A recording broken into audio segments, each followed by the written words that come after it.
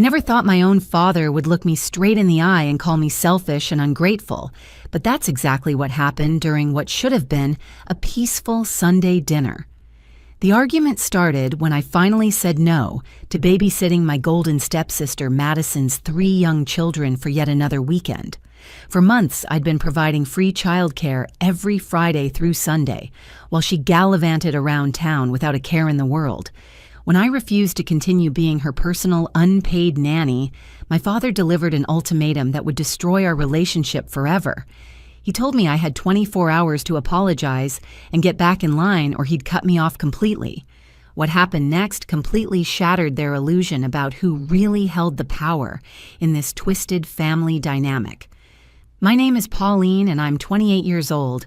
I work as a freelance graphic designer, which means my income fluctuates, and I have to hustle constantly to make ends meet. To understand how I ended up in this nightmare situation, I need to take you back to when my family fell apart and then got stitched back together in the most lopsided way imaginable. My parents divorced when I was 12 years old. The split was messy, filled with lawyers and custody battles that left me feeling like a pawn in their personal war. My mother moved to Oregon with her new boyfriend, leaving me with my father, Richard, in our small town outside of Denver. For 3 years, it was just the two of us figuring out how to navigate life without the woman who had held our household together. Then everything changed when my father met Diana at a church singles mixer. Diana was a widow with a 16-year-old daughter named Madison, and from the moment they walked into our lives, I could tell the family dynamics were about to shift dramatically. My father was so eager to create a new perfect family that he bent over backwards to make Diana and Madison feel welcomed and loved. Madison was everything I wasn't. She had long blonde hair that always looked like she'd just stepped out of a salon, bright blue eyes, and the kind of confidence that made adults gravitate toward her immediately. Where I was quiet and bookish, Madison was bubbly and social. Where I struggled with math and had to work hard for decent grades, Madison seemed to effortlessly excel at everything she touched. The favoritism started almost immediately after the wedding. For my 17th birthday, I received a $50 gift card to Target and a card with a generic message. 2 months later, for Madison's 19th birthday, my father bought her a brand new Honda Civic and threw a party that cost more than most people spend on their weddings. When I pointed out the inequality, my father explained that Madison was going through a difficult transition and needed extra support. College applications revealed the full extent of the preferential treatment. Despite my decent grades and involvement in the school newspaper, my father told me that money was tight and I'd need to take out student loans or find scholarships if I wanted to pursue higher education. Meanwhile, he paid for Madison's full tuition to Colorado State University, her room and board her meal plan, and even her sorority fees. When I confronted him about this obvious double standard, he said Madison had better grades and more potential for success. I worked 3 part-time jobs throughout college to pay for my education and living expenses. I delivered pizzas on weeknight evenings, worked at a coffee shop on weekend mornings, and did freelance graphic design whenever I could find clients. Meanwhile, Madison breezed through her communications degree without ever having to worry about money. She spent her summers traveling to Europe and her spring breaks in Cancun, all funded by our parents. After college, the pattern continued. Madison landed a job at a local marketing firm through connections my father had made for her. When she wanted to buy a house at 24, my father co-signed her mortgage and helped with the down payment. When I needed help with the security deposit for my tiny studio apartment, he told me it was time I learned to be financially independent. Madison met her husband Jake at work, and their wedding was a fairy tale affair that cost $30,000. My father walked her down the aisle with tears of pride in his eyes, giving a toast about how honored he was to have such an accomplished daughter. When I started dating my college boyfriend seriously, my father barely acknowledged the relationship and certainly never offered to help with any wedding planning or expenses. Now Madison is 26 years old with 3 children under the age of 6. She has 4-year-old twins named Emma and Ethan, who are energetic and demanding in the way that most preschoolers can be. Her youngest is 18-month-old baby Sophia, who is still adjusting to sleeping through the night and requires constant attention. Madison's house is a beautiful 4-bedroom colonial in the nicest neighborhood in town, complete with a perfectly manicured lawn and a swing set that probably cost more than my monthly rent. The babysitting requests started innocently enough about 8 months ago. Madison called me on a Thursday evening sounding frazzled and exhausted. She explained that Jake had surprised her with dinner reservations at an expensive restaurant for their anniversary, but their usual babysitter had canceled at the last minute. Could I possibly watch the kids for just a few hours on Friday night? She promised it would be quick and easy. I agreed because I genuinely wanted to help my stepsister and spend time with my nieces and nephew. The evening went reasonably well, though the twins were more rambunctious than I expected, and baby Sophia cried for most of the night. Madison and Jake returned home around midnight, gushing about their romantic dinner and thanking me profusely for the favor. What started as an occasional emergency babysitting request quickly escalated into a regular weekly commitment. Madison began calling me every Wednesday to ask if I could watch the children that upcoming weekend. The requests grew longer and more demanding. What had been a few hours on Friday night became Friday evening through Sunday afternoon. Madison would drop the kids off around 5 o'clock on Friday with diaper bags and overnight supplies, then disappear until late Sunday evening. The children are not easy to manage. Emma and Ethan have learned that they can get away with almost anything because Madison refuses to discipline them consistently. They throw tantrums when they don't get their way, refuse to eat the meals I prepare, and constantly test boundaries.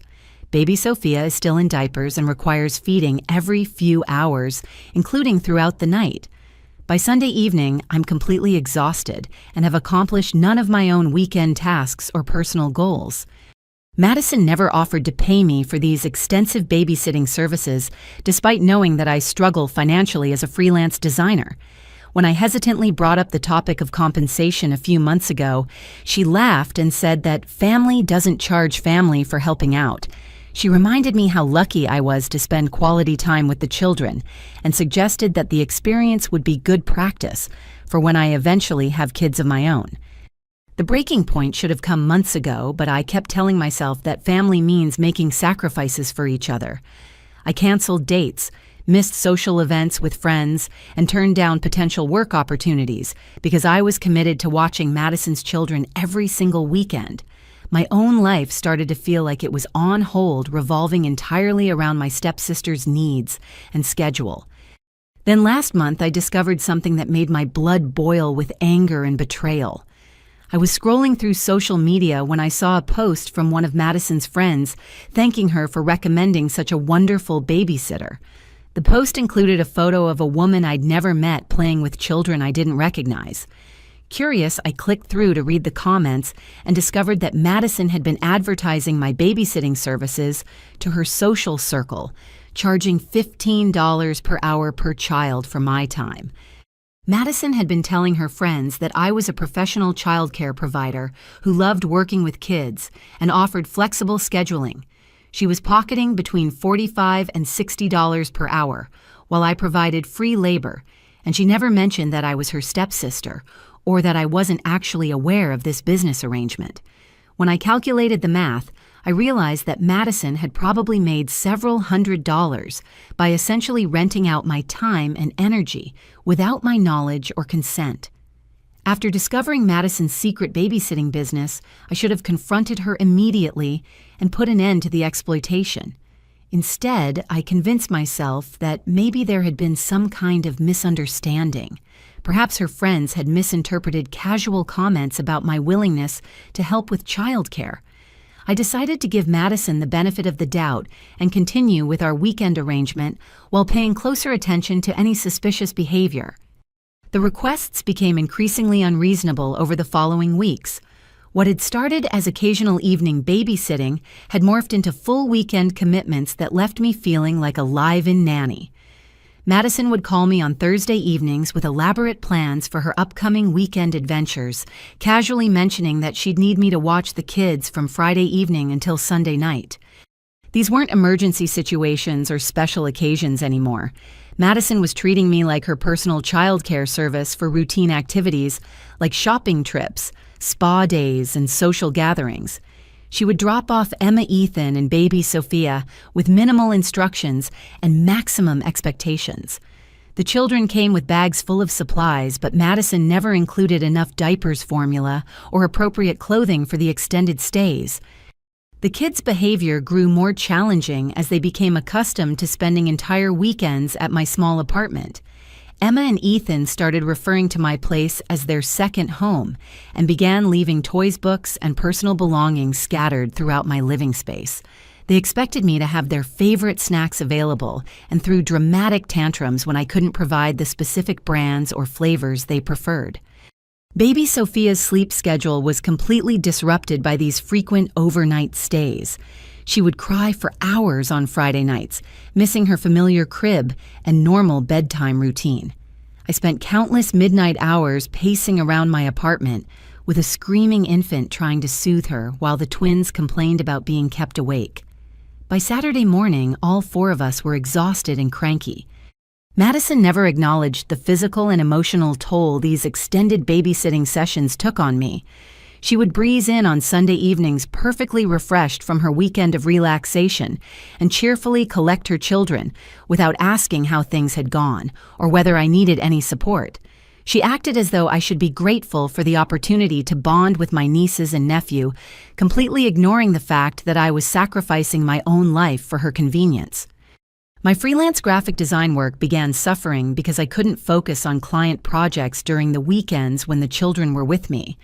I missed deadlines, turned down lucrative opportunities, and lost potential long-term contracts because I wasn't available for meetings or consultations on Saturdays and Sundays. My income dropped significantly, but Madison seemed oblivious to the financial impact her demands were having on my career. Dating became virtually impossible when every weekend was consumed by childcare responsibilities. I had to cancel romantic dinners, skip social events, and decline invitations to parties or gatherings. When I was interested in suggested weekend activities, I had to explain that I was unavailable due to family commitments. Several promising relationships fizzled out because potential partners assumed I wasn't truly interested in spending time with them. My friendships also suffered under the strain of constant babysitting obligations. Friends stopped inviting me to weekend brunches, shopping trips, or hiking adventures because they knew I'd have to decline. I felt increasingly isolated and resentful watching my social circle shrink, while Madison's social life expanded with the help of my free labor. The situation reached a new level of absurdity when Madison started extending her trips without advance notice. She would call me on Saturday afternoon to casually mention that she and Jake had decided to stay an extra night at wherever they were visiting. These spontaneous extensions meant that I had to rearrange my own plans and purchase additional supplies for the children without any reimbursement or apology. One particularly frustrating weekend, Madison dropped off the kids on Friday for what was supposed to be a single overnight stay. She claimed she and Jake had concert tickets and would return by Saturday evening. Instead, she called Saturday morning to inform me that they'd decided to make a romantic weekend out of the trip and would be back on Sunday. Then Sunday afternoon brought another call pushing their return to Monday morning because they'd met some friends and wanted to extend the celebration. I spent 3 days caring for 3 young children in my tiny one-bedroom apartment without adequate supplies or preparation. The twins missed their swimming lessons and a birthday party they'd been excited about attending. Baby Sophia developed a mild fever that had me worried enough to consider calling a doctor, but I couldn't reach Madison for guidance about medications or emergency contacts. When Madison finally returned Monday evening, she seemed annoyed that I was upset about the extended timeline and lack of communication. The final straw came when I realized that Madison had been systematically manipulating the children's understanding of our arrangement. During one of our weekend stays, 4-year-old Emma looked up at me with her big blue eyes and said that Mommy had told her that watching them was my job because I didn't have a real family of my own. Ethan chimed in to add that Mommy had explained that I was their second mommy and that taking care of them was what made me happy. I was horrified to realize that Madison had been teaching her children to see me as a built-in caregiver, rather than their aunt who was helping out of love and kindness. She'd created an expectation in their young minds that my time and energy belonged to them by default, rather than being a generous gift from someone who cared about their well-being. The children had started making demands rather than requests, assuming that I would automatically accommodate their preferences and schedules. Baby Sophia had begun reaching for me immediately when Madison dropped her off as if she expected me to take over parenting duties, without question. While part of me was touched by her trust and affection, I was disturbed by the realization that Madison was essentially training her children to see me as an alternate parent figure, rather than an extended family member who occasionally provided support. The psychological manipulation became even clearer when Emma asked me why I didn't have children of my own if I was so good at taking care of them. When I explained that I wasn't married and hadn't decided whether I wanted to become a mother, she innocently repeated something Madison had obviously told her, that some people are born to take care of other people's children because that's their special purpose in life. I realized that Madison had been filling her children's heads with the narrative that I was naturally suited for childcare, and that providing this service was my primary contribution to the family. She'd essentially convinced them that I existed to support their needs and preferences rather than being an independent adult with my own goals, dreams, and relationships to prioritize. The weekend that finally shattered my tolerance for Madison's exploitation began on a crisp Friday evening in late October. I'd been looking forward to a rare weekend without babysitting duties because Madison hadn't called with her usual Thursday evening request. I'd made plans to attend a networking event for local graphic designers on Saturday morning, followed by a lunch date with a man I'd been seeing for a few weeks. Sunday was reserved for catching up on client work and enjoying some much-needed solitude. Those plans evaporated when Madison showed up at my apartment door at 6 o'clock Friday evening with all 3 children in tow, looking frazzled and slightly desperate. She explained that Jake had surprised her with last-minute reservations at a romantic bed and breakfast about 2 hours away, and their regular babysitter had come down with the flu. Could I possibly watch the kids just for tonight? She promised they'd be back by noon on Saturday and she'd make it up to me somehow. Against my better judgment, I agreed to help because Madison seemed genuinely stressed, and I didn't want to be responsible for ruining their romantic getaway. She quickly transferred car seats, diaper bags, and overnight supplies while rattling off basic instructions about bedtimes and meal preferences.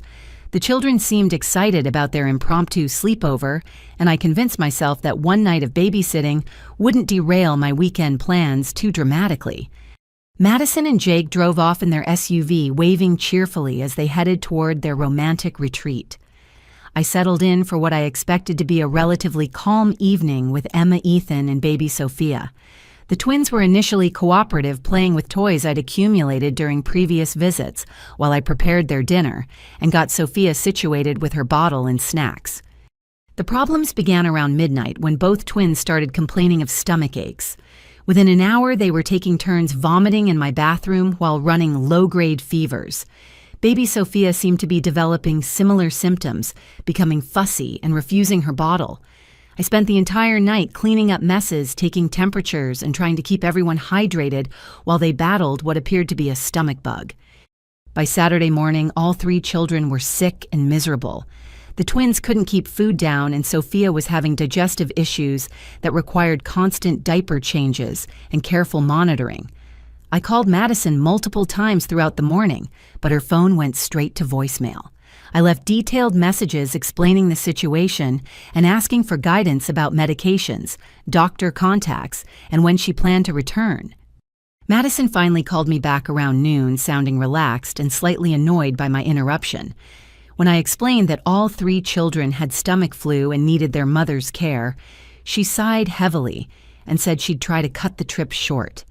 However, she mentioned that they'd already paid for both nights at the bed and breakfast, and Jake was really looking forward to the couple's massage they'd booked for Sunday morning. Could I possibly handle things for just one more night? I was exhausted, overwhelmed, and frustrated by her casual attitude toward her children's illness. The twins were crying for their mommy baby. Sophia needed more specialized care than I could provide, and I'd already canceled my networking event and lunch date. When I insisted that she needed to come home immediately, Madison became defensive and accused me of overreacting to a simple stomach bug. The conversation escalated when I pointed out that I wasn't qualified to make medical decisions for her children, and that they clearly needed their parents during their illness. Madison dismissed my concerns, saying that kids get sick all the time, and that I was being dramatic. She suggested giving them bland foods and plenty of fluids, as if I hadn't already been doing exactly that for the past 12 hours. I spent Saturday night caring for 3 sick children in my small apartment, feeling increasingly angry and resentful about Madison's selfish behavior. The twins were too weak to play or engage in normal activities, and baby Sophia required almost constant attention as her symptoms worsened. I couldn't sleep because someone was crying, vomiting, or needing comfort every few hours throughout the night. Sunday morning brought another frustrating phone call from Madison. Instead of rushing home to care for her sick children, she cheerfully announced that she and Jake had decided to extend their romantic getaway through Sunday night. They discovered a cute little town near the bed and breakfast and wanted to explore the local shops and restaurants. She'd be home Monday morning, refreshed and ready to take over with the kids. I was furious. Here I was dealing with 3 sick children who needed their mother's comfort and care, while Madison was gallivanting around tourist shops without a care in the world. When I angrily pointed out that her children had been asking for her all weekend and were genuinely unwell, she laughed and said kids are resilient and would be fine with their favorite aunt taking care of them. The final insult came when Madison mentioned that she'd been posting photos on Instagram throughout their extended romantic weekend. While I was cleaning up vomit and monitoring fevers, she was enjoying spa treatments, gourmet meals, and scenic hiking trails. She'd been documenting every moment of her relaxing getaway while leaving me to handle the crisis she'd dumped in my lap. Madison finally returned Monday evening around 9 o'clock, looking tan-rested and completely refreshed from her extended vacation. She walked into my apartment carrying shopping bags full of expensive clothing and artisanal souvenirs, barely glancing at her children who ran to greet her with obvious relief. When I tried to explain how difficult the weekend had been, she waved off my concerns and said she'd known I could handle anything that came up. She spent less than 10 minutes collecting her children's belongings and loading them into car seats, seemingly oblivious to my exhaustion and frustration. As she was leaving, she casually mentioned that she'd need me to watch the kids again the following weekend because she and Jake had tickets to a concert series. When I hesitated, she smiled and said she knew she could count on me because I was such a natural with children. After they left, I sat in my quiet apartment surrounded by the aftermath of the weekend from hell. Dirty sheets needed washing, toys were scattered everywhere, and my entire living space smelled like sick children and cleaning products. I'd lost a potentially valuable networking opportunity, canceled a promising romantic date, and spent 3 days feeling like an unpaid emergency babysitter rather than a caring family member. But the discovery that truly broke my spirit came when I checked social media that evening. Madison had posted a series of Instagram photos from their spontaneous spa weekend, showing herself and Jake enjoying couples massages, gourmet dinners, and scenic hikes. The captions were full of hearts and gratitude for their amazing romantic getaway, with several comments from friends expressing envy about their perfect relationship and adventurous lifestyle. Meanwhile, I found text messages Madison had sent to various family members throughout the weekend, explaining that she was helping during a family emergency while I dealt with sick children. She'd portrayed herself as a devoted mother who was reluctantly taking a much-needed break while her responsible stepsister handled a minor crisis. The texts painted me as eager to help and completely capable of managing any situation rather than an overwhelmed woman who'd been abandoned during a childcare emergency. The Monday evening after the disastrous sick children weekend, I knew I couldn't continue enabling Madison's exploitation and manipulation. I'd spent 3 sleepless nights caring for her sick children while she enjoyed a spa retreat, and her casual dismissal of my concerns had finally pushed me past my breaking point. I decided to confront her directly about the lies, the secret babysitting business, and the complete disregard for my own life and well-being. I called Madison Tuesday morning after I'd had some time to process the weekend and organize my thoughts. I wanted to approach the conversation calmly and rationally, rather than lashing out in anger, even though I was furious about how she'd handled the situation. When she answered the phone, she sounded chipper and relaxed, probably still basking in the afterglow of her romantic getaway. I started by asking how the children were feeling and whether they'd fully recovered from their stomach bug. Madison casually mentioned that they seemed fine, though Emma had stayed home from preschool as a precaution. She thanked me again for handling everything so well over the weekend, adding that she'd known I would rise to the occasion because I was such a capable and caring person. Then I brought up the Instagram photos and asked why she'd been posting happy vacation pictures while her children were sick and asking for their mommy. Madison's tone shifted slightly as she explained that she hadn't wanted to worry her social media followers with negative posts about sick kids. She said the photos were from earlier in the weekend before she'd known about the children's illness, and that she'd simply delayed posting them until after the crisis was over. I pointed out that the metadata on the photos showed they'd been taken throughout Sunday, long after she'd known about the stomach bug situation. Madison became defensive, saying she didn't appreciate me stalking her social media and analyzing the timestamps of her personal posts. She accused me of being overly dramatic about a simple stomach virus and suggested that I was jealous of her romantic relationship with Jake. The conversation escalated when I mentioned the text messages she'd sent to family members portraying the weekend as a family emergency that she was heroically managing from a distance. Madison claimed there had been a miscommunication and that she'd simply wanted to keep everyone informed about the children's condition. When I pointed out that her messages made it sound like she was actively helping rather than enjoying a spa vacation, she became irritated and accused me of nitpicking her communication style. Then I brought up the real issue that had been eating away at me for months, the discovery that she'd been charging her friends for my babysitting services without my knowledge or consent. I asked her to explain why several of her social media contacts had thanked her for recommending such a wonderful childcare provider and why she'd been advertising my services at $15 per hour per child. Madison's response revealed the depth of her entitlement and manipulation. She didn't deny the charges or express any remorse for essentially pimping out my time and energy. Instead, she explained that her friends had been complaining about difficulty finding reliable babysitters, and she'd simply mentioned that I was available and enjoyed working with children. When they'd offered to pay for my services, she'd accepted the money on my behalf and planned to surprise me with the payments later. I asked why she'd never mentioned these paid babysitting arrangements or given me any of the money she'd collected. Madison claimed that she'd been saving the payments as a surprise gift for my birthday or Christmas, wanting to show her appreciation for all my help with her own children. She suggested that I was being ungrateful and suspicious by questioning her motives, especially when she'd been trying to do something nice for me. The lies were so transparent and insulting that I lost my composure. I pointed out that my birthday had passed 3 months earlier, without any surprise payment or acknowledgement of the money she'd collected. I also mentioned that she'd never asked my permission to advertise my services or discussed my availability with potential clients. Madison had essentially been running a small business using my labor without any input or consent from me. Madison's defensive strategy shifted to playing the victim. She claimed that I was being unreasonable and hurtful by attacking her generosity and family loyalty. She reminded me of all the times she'd included me in family activities and made me feel welcome in their home.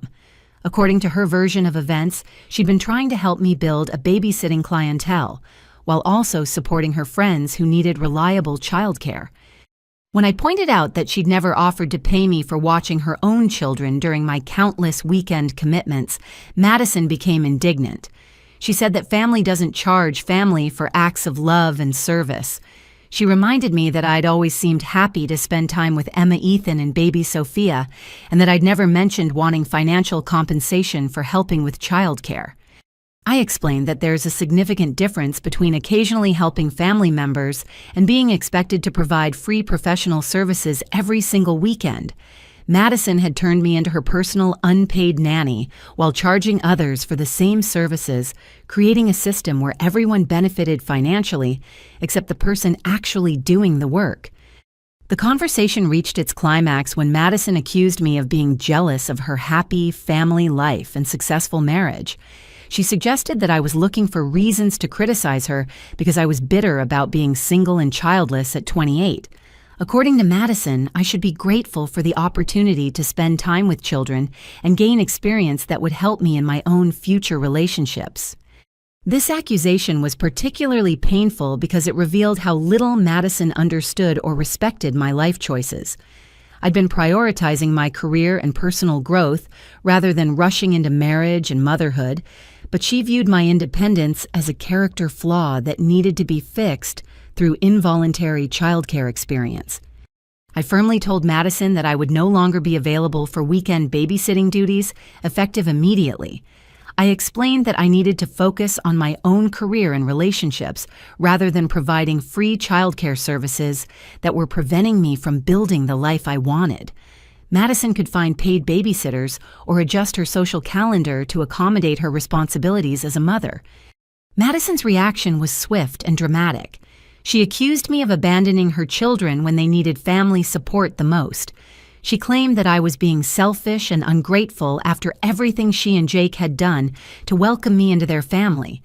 According to Madison, I was punishing innocent children because of some perceived slight that existed only in my imagination. She threatened to tell our parents about my unreasonable demands and selfish attitude. Madison said she'd always known I was jealous of her relationship with our father, and that this babysitting conflict was just another example of my inability to be happy for family members who were more successful and fulfilled than I was. The phone call ended with Madison hanging up on me after declaring that she'd never ask me for help again since I'd made it clear that I didn't care about her children's well-being or our family relationships. Within minutes, I could see her typing angry messages on social media and knew that she was already crafting her version of events to share with mutual friends and family members. I felt a mixture of relief and dread as I processed the confrontation.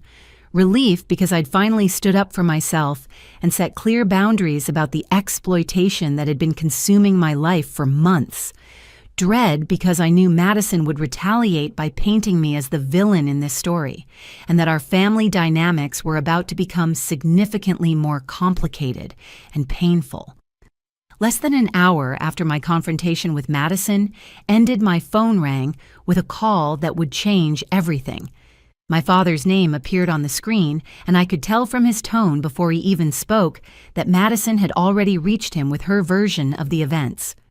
Richard's voice was cold and disappointed in a way that brought back painful memories of childhood lectures about responsibility and family loyalty.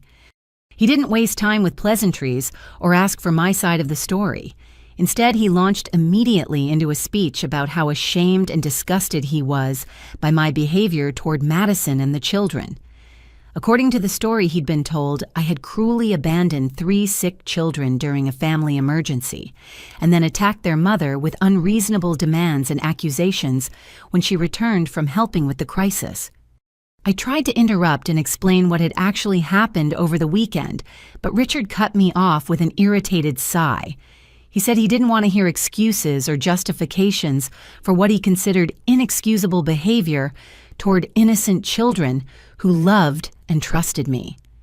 In his mind, Madison had been dealing with a childcare emergency while I threw tantrums about compensation and made selfish demands that put my own convenience above family obligations.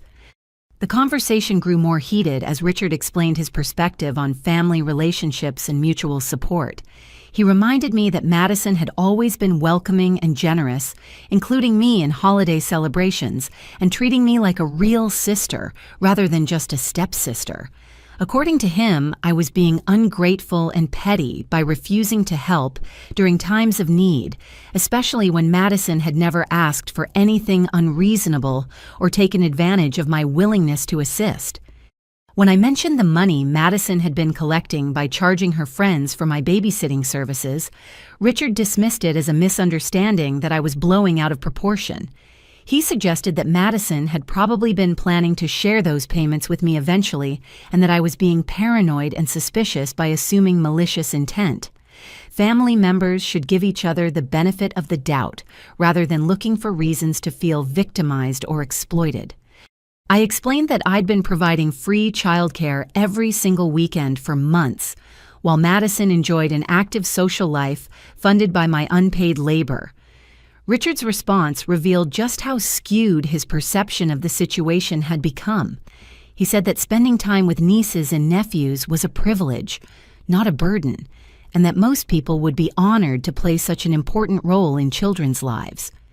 According to Richard, I was being selfish and short-sighted by prioritizing my own entertainment and career goals over family relationships that would last a lifetime. He reminded me that Madison was a hard-working mother who deserved support from extended family members, especially those who didn't have children of their own to occupy their time and energy. The conversation took an even more painful turn when Richard began comparing me unfavorably to Madison in terms of character and life accomplishments. He pointed out that Madison had successfully balanced marriage, motherhood, and career responsibilities while maintaining close family relationships. Meanwhile, I was still single at 28, struggling financially as a freelance designer, and apparently unable to maintain healthy family connections due to my self-centered attitude. This comparison stung deeply because it revealed how Richard viewed my life choices and priorities. Instead of respecting my focus on building a career and maintaining independence, he saw my single status and financial struggles as evidence of personal failures that made me less valuable than Madison's traditional family structure and suburban success. When I tried to explain that Madison's lifestyle was partially subsidized by the free childcare I provided, Richard became angry and defensive. He accused me of being jealous of Madison's happiness and looking for ways to undermine her success. According to him, I was using petty complaints about babysitting to mask deeper resentment about Madison's achievements in areas where I had apparently failed. The ultimatum came after nearly 30 minutes of increasingly hostile conversation. Richard's voice became formal and cold as he outlined my options with military precision.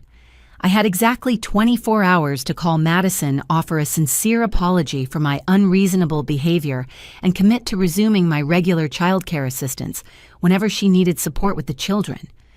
If I chose to apologize and return to my previous role as the helpful stepsister, Richard would consider the matter closed, and we could move forward as a family. However, if I continued to be stubborn and selfish about my responsibilities to Madison and the children, he would have no choice but to reevaluate my place in the family structure. The threat was clear: apologize and submit to Madison's demands, or face complete rejection from the only parent I had left. Richard explained that he couldn't continue supporting someone who refused to contribute positively to family harmony and relationships.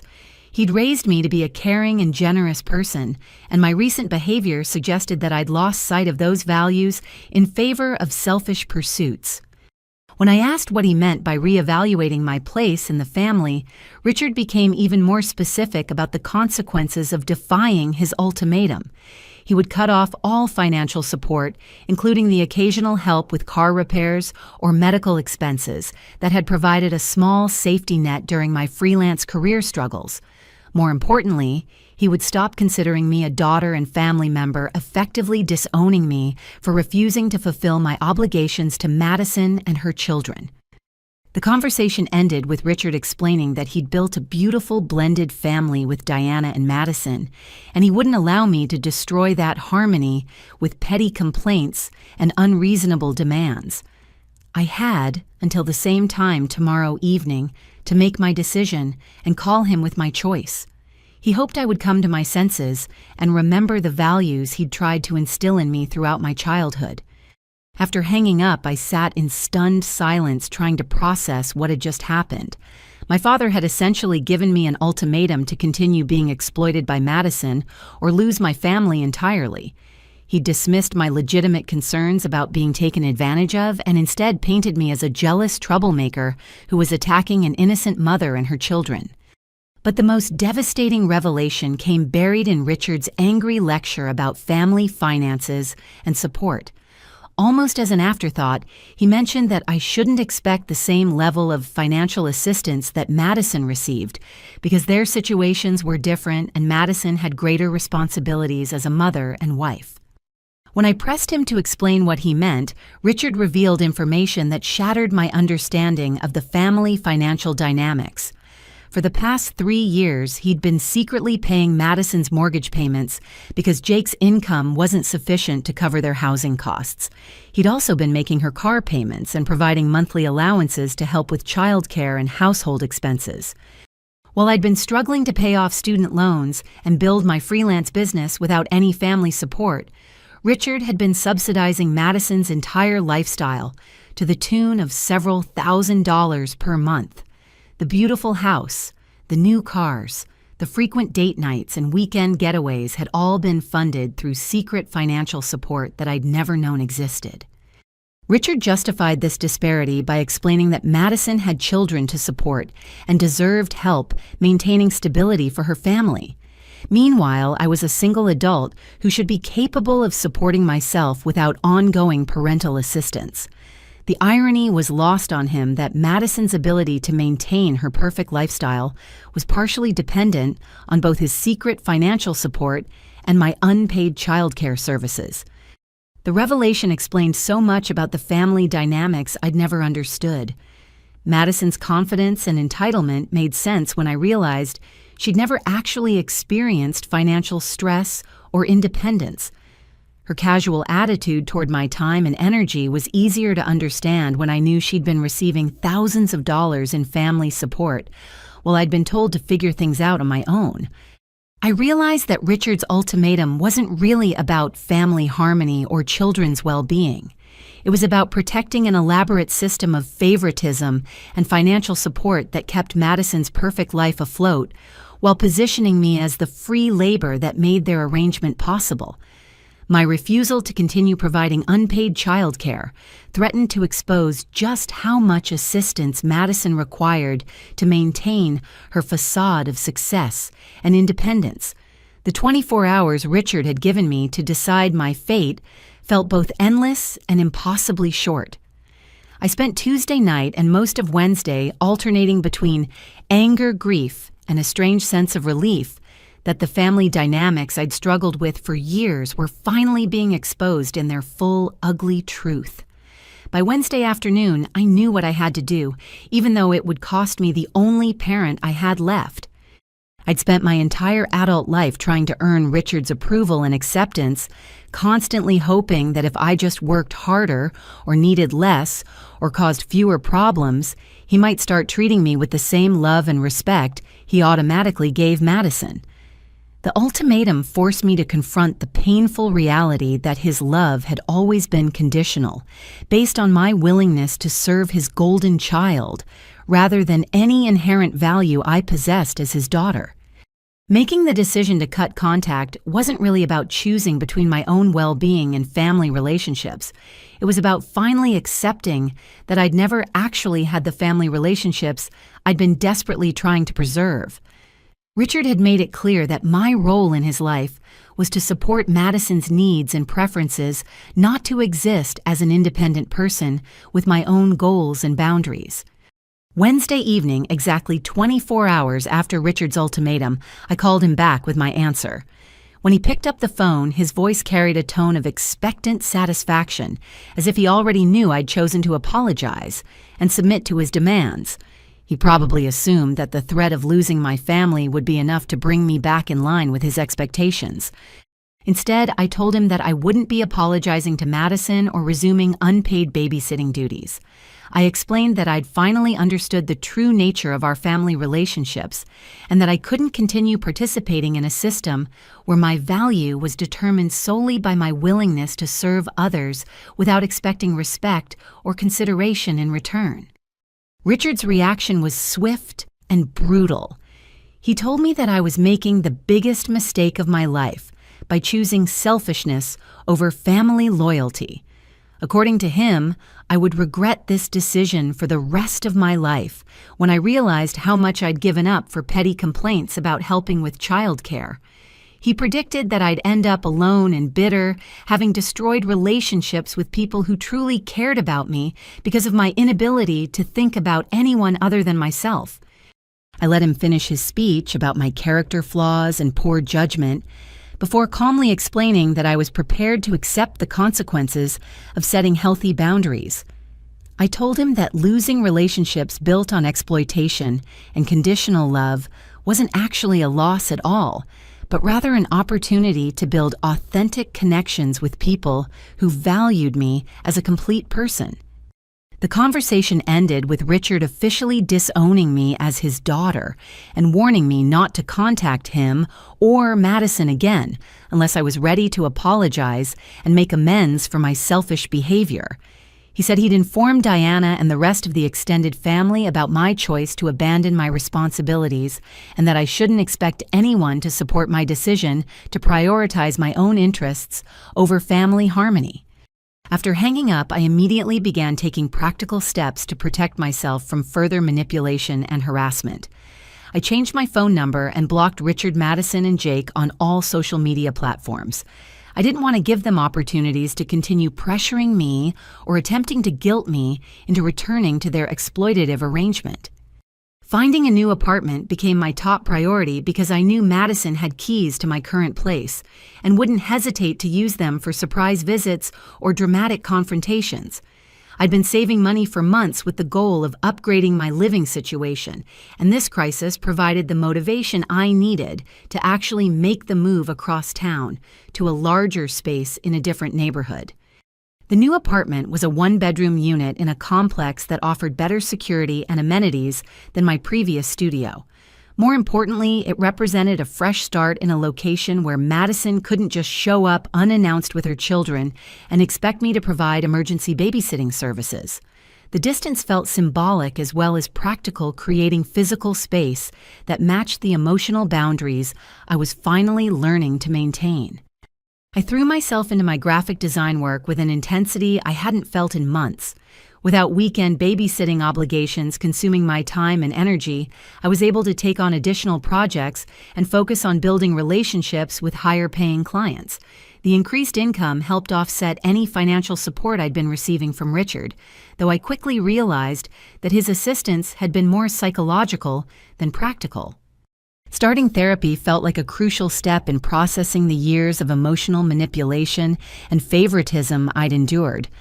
My therapist helped me recognize patterns of behavior that I'd normalized because they'd been present throughout my childhood and young adulthood. Learning to identify manipulation tactics and emotional exploitation gave me tools for building healthier relationships in the future. The therapy sessions also helped me work through the grief and anger surrounding my father's rejection. While I'd made the right choice for my own well-being, losing my relationship with Richard still felt like a significant loss that required time and support to process fully. My therapist helped me understand that grieving the family relationships I'd hoped to have was different from regretting the boundaries I'd established to protect myself. 3 weeks after cutting contact, I received an unexpected phone call from Diana Madison's mother and my former stepmother. Her voice sounded tired and stressed as she explained that she'd been thinking about the family conflict and wanted to share some information that might help me understand what had been happening behind the scenes. Diana revealed that she'd been documenting Madison's lies and manipulative behavior for several months because she'd become increasingly concerned about patterns she was observing. As Madison's mother, she'd initially tried to dismiss the warning signs and make excuses for behavior that she knew was becoming problematic. According to Diana, Madison had been lying to everyone in the family about various aspects of her life and relationships. The babysitting arrangement with me was just one example of how Madison manipulated situations to her advantage while portraying herself as a victim or hero, depending on what served her purposes best. Diana had been keeping notes about discrepancies in Madison's stories because she'd started to worry that her daughter might have developed serious issues with honesty and empathy. The documentation included screenshots of social media posts that contradicted statements Madison had made to family members, as well as records of financial requests that didn't match the explanations Madison had provided about her needs. Most importantly, Diana had witnessed Madison coaching her children to make specific statements about me and our babysitting arrangement. She'd overheard Madison telling Emma and Ethan that I was their second mommy and that taking care of them was my special job. Diana had been horrified by the realization that Madison was manipulating her own children's understanding of family relationships to justify her exploitation of my time and kindness. Diana apologized for not speaking up sooner about Madison's behavior patterns.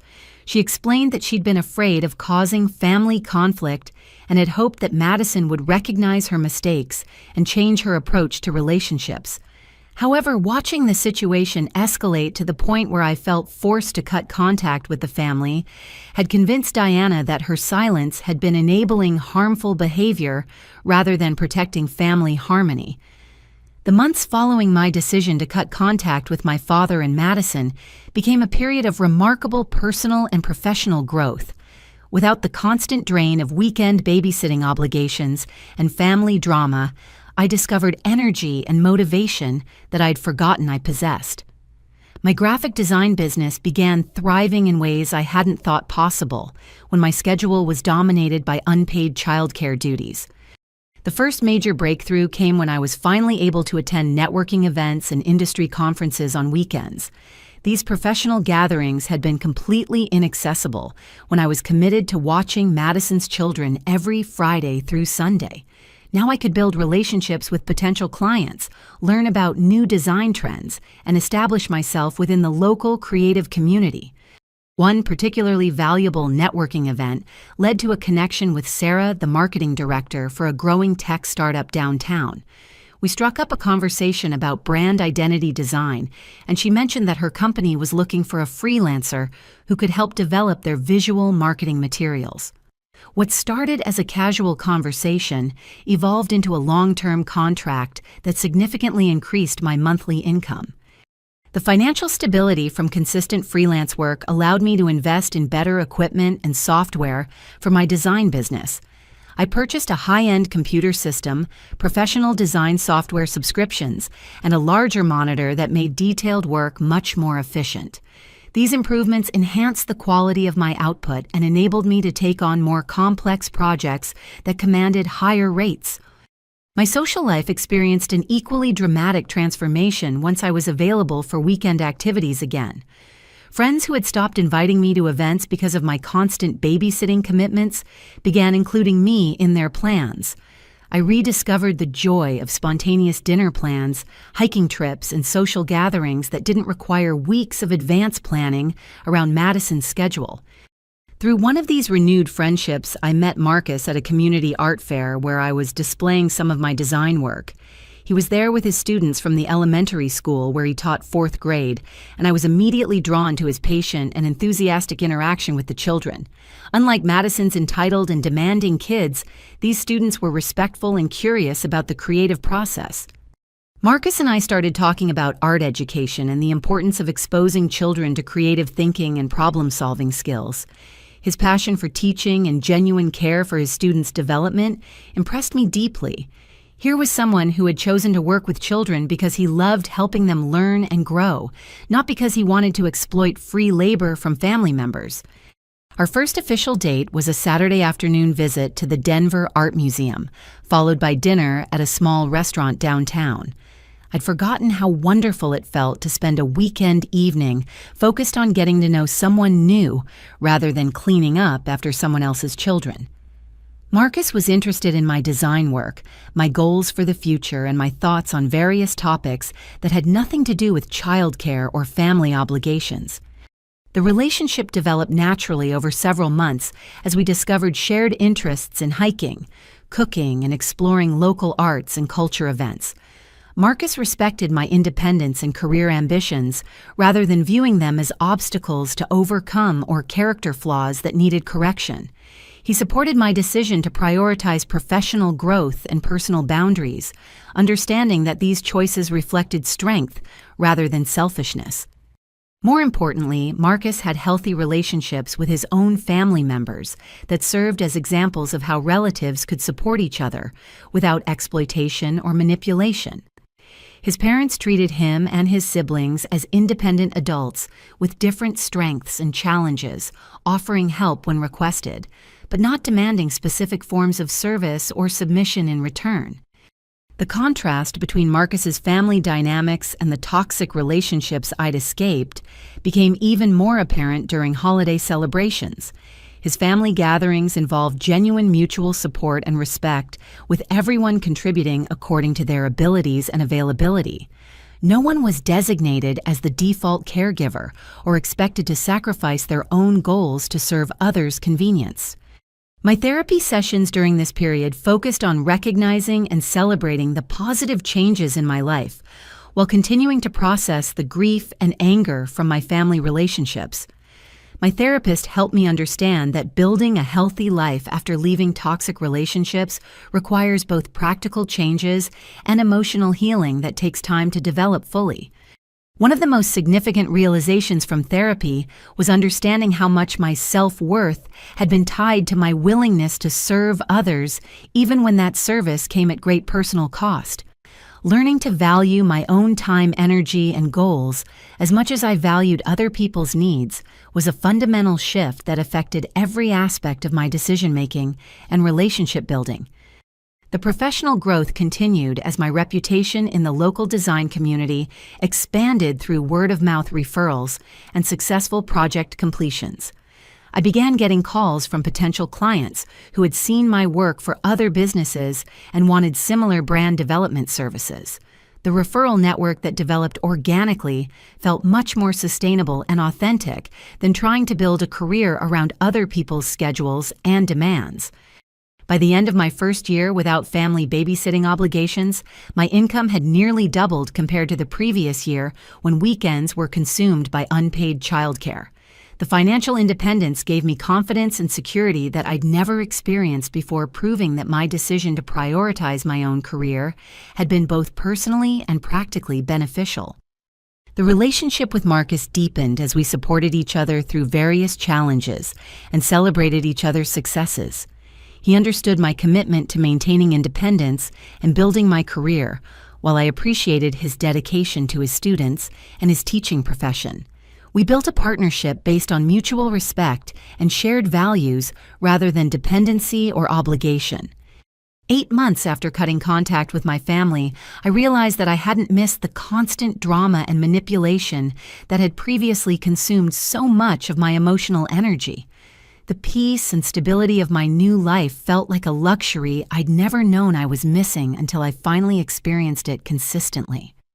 The most unexpected development came when an elite design agency downtown called to offer me a position as their senior graphic designer.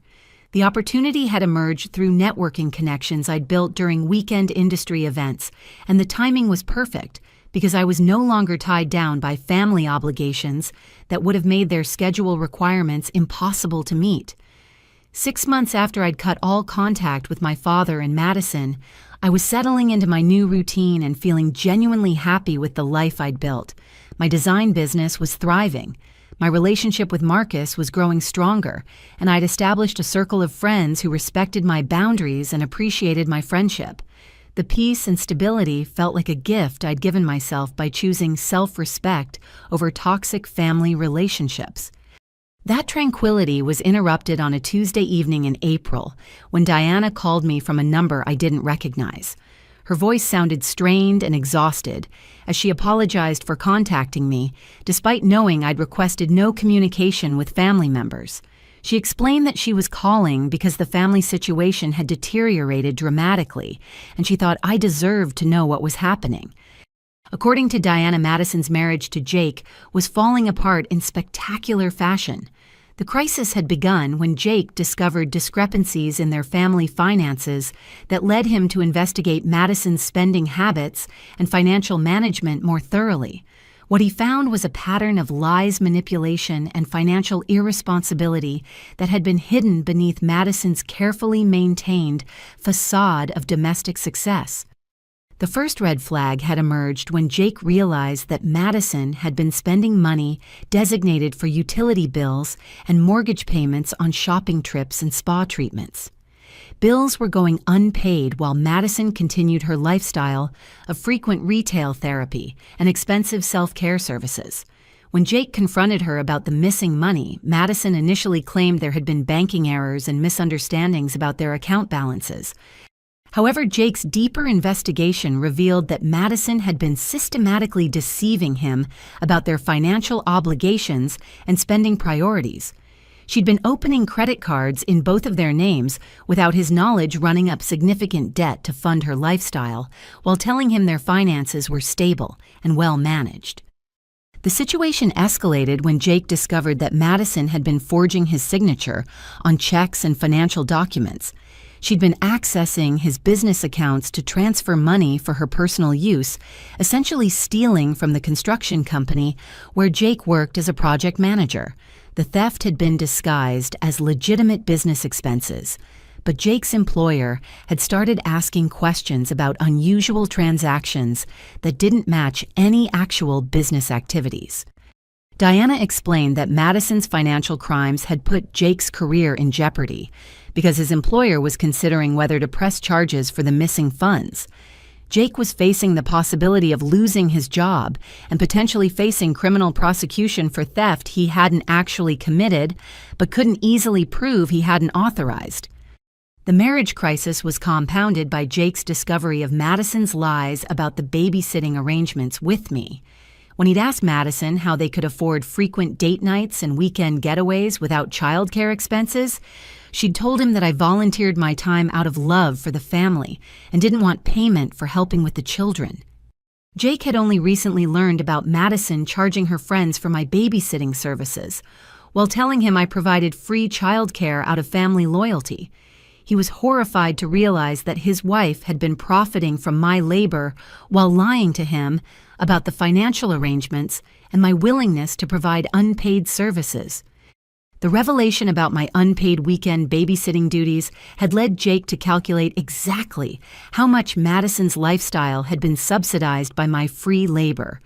When he realized that they'd been able to enjoy expensive social activities every weekend because I was providing childcare worth hundreds of dollars per month, he began questioning every aspect of Madison's integrity and honesty.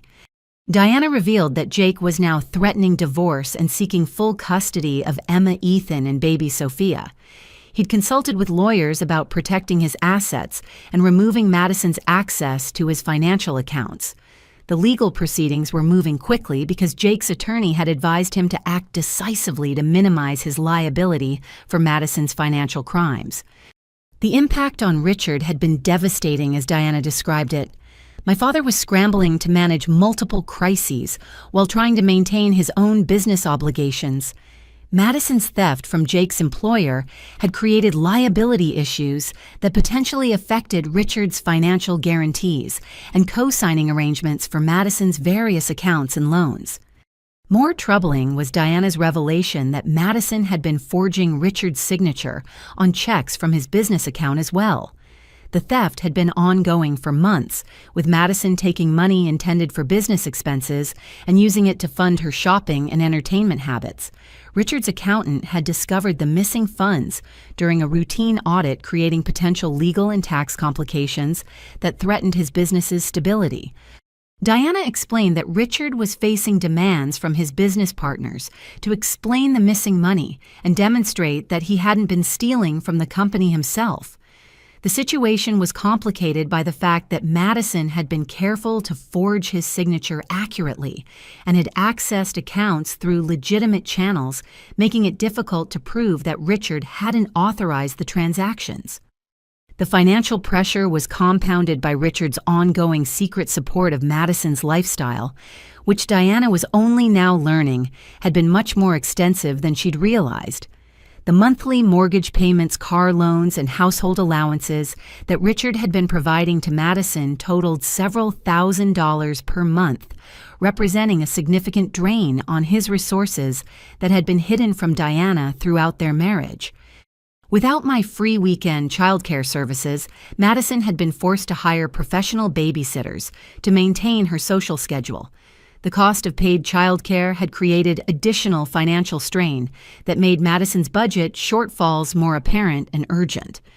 Diana estimated that my unpaid babysitting had been worth at least $800 per month in childcare expenses that Madison no longer had available for other spending. The crisis was affecting Diana's own marriage to Richard, as she struggled to understand how her husband had been secretly funding her daughter's lifestyle, while claiming they needed to be careful about their own expenses.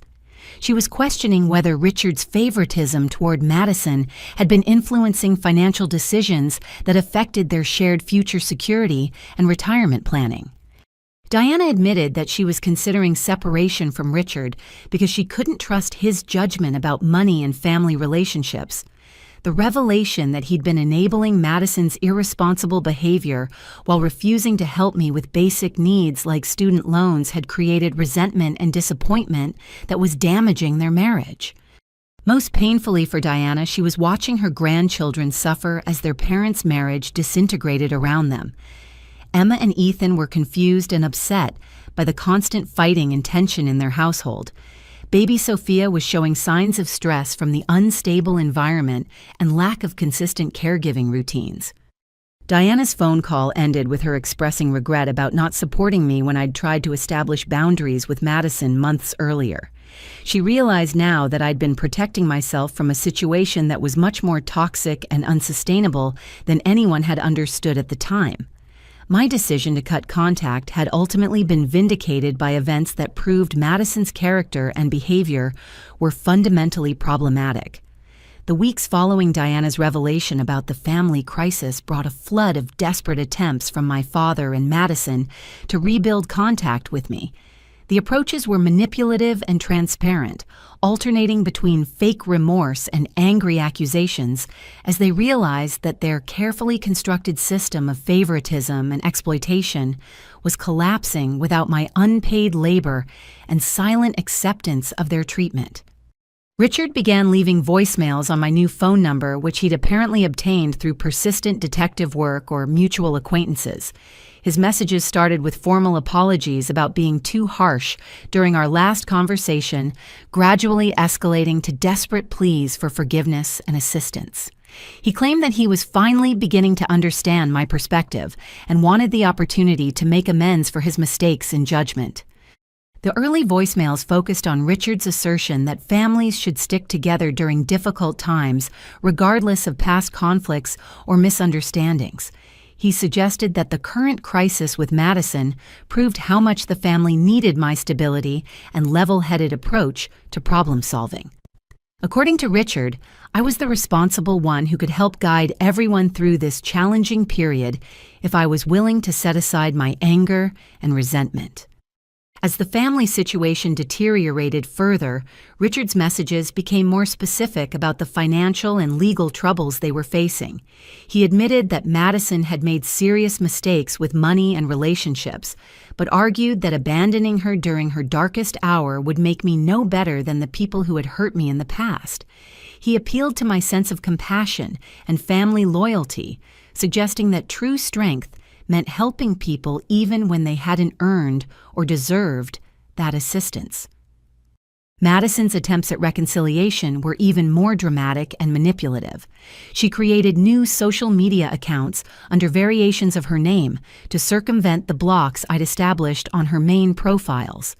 These accounts were used to send long messages that combined theatrical apologies with subtle accusations about my role in the family's current problems.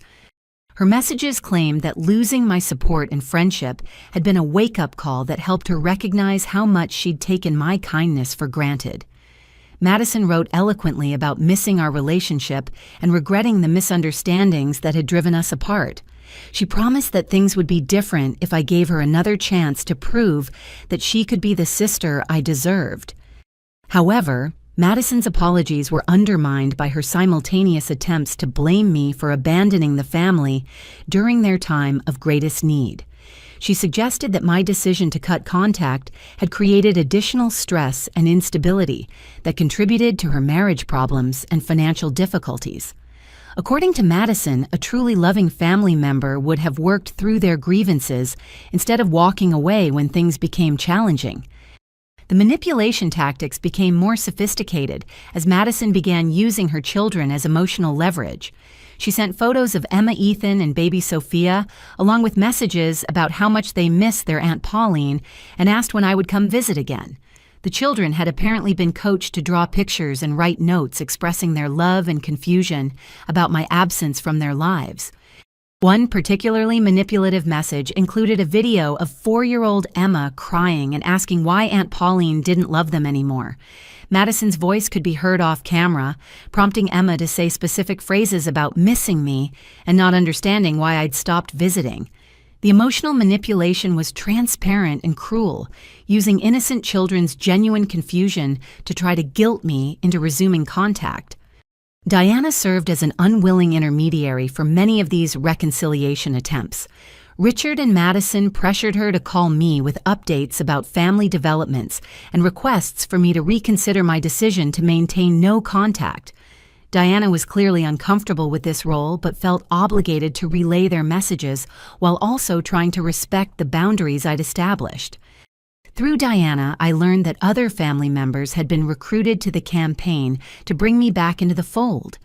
Aunts, uncles, and cousins were being told selective versions of our conflict that portrayed me as stubborn and unforgiving, rather than someone who had been exploited and manipulated. These relatives began reaching out with their own messages about the importance of family forgiveness and unity during difficult times. The pressure campaign intensified when Richard began making veiled threats about my future relationship with potential nieces and nephews if Marcus and I decided to have children. He suggested that cutting myself off from my current family would create a pattern of isolation that would affect my ability to maintain stable relationships throughout my life. According to Richard, children needed extended family connections, and my future offspring would suffer from my inability to maintain healthy family relationships. Madison's approach became more aggressive as her legal and financial troubles mounted. She accused me of being vindictive and cruel for refusing to help during her darkest hour, claiming that I was enjoying watching her life fall apart as revenge for imagined slights.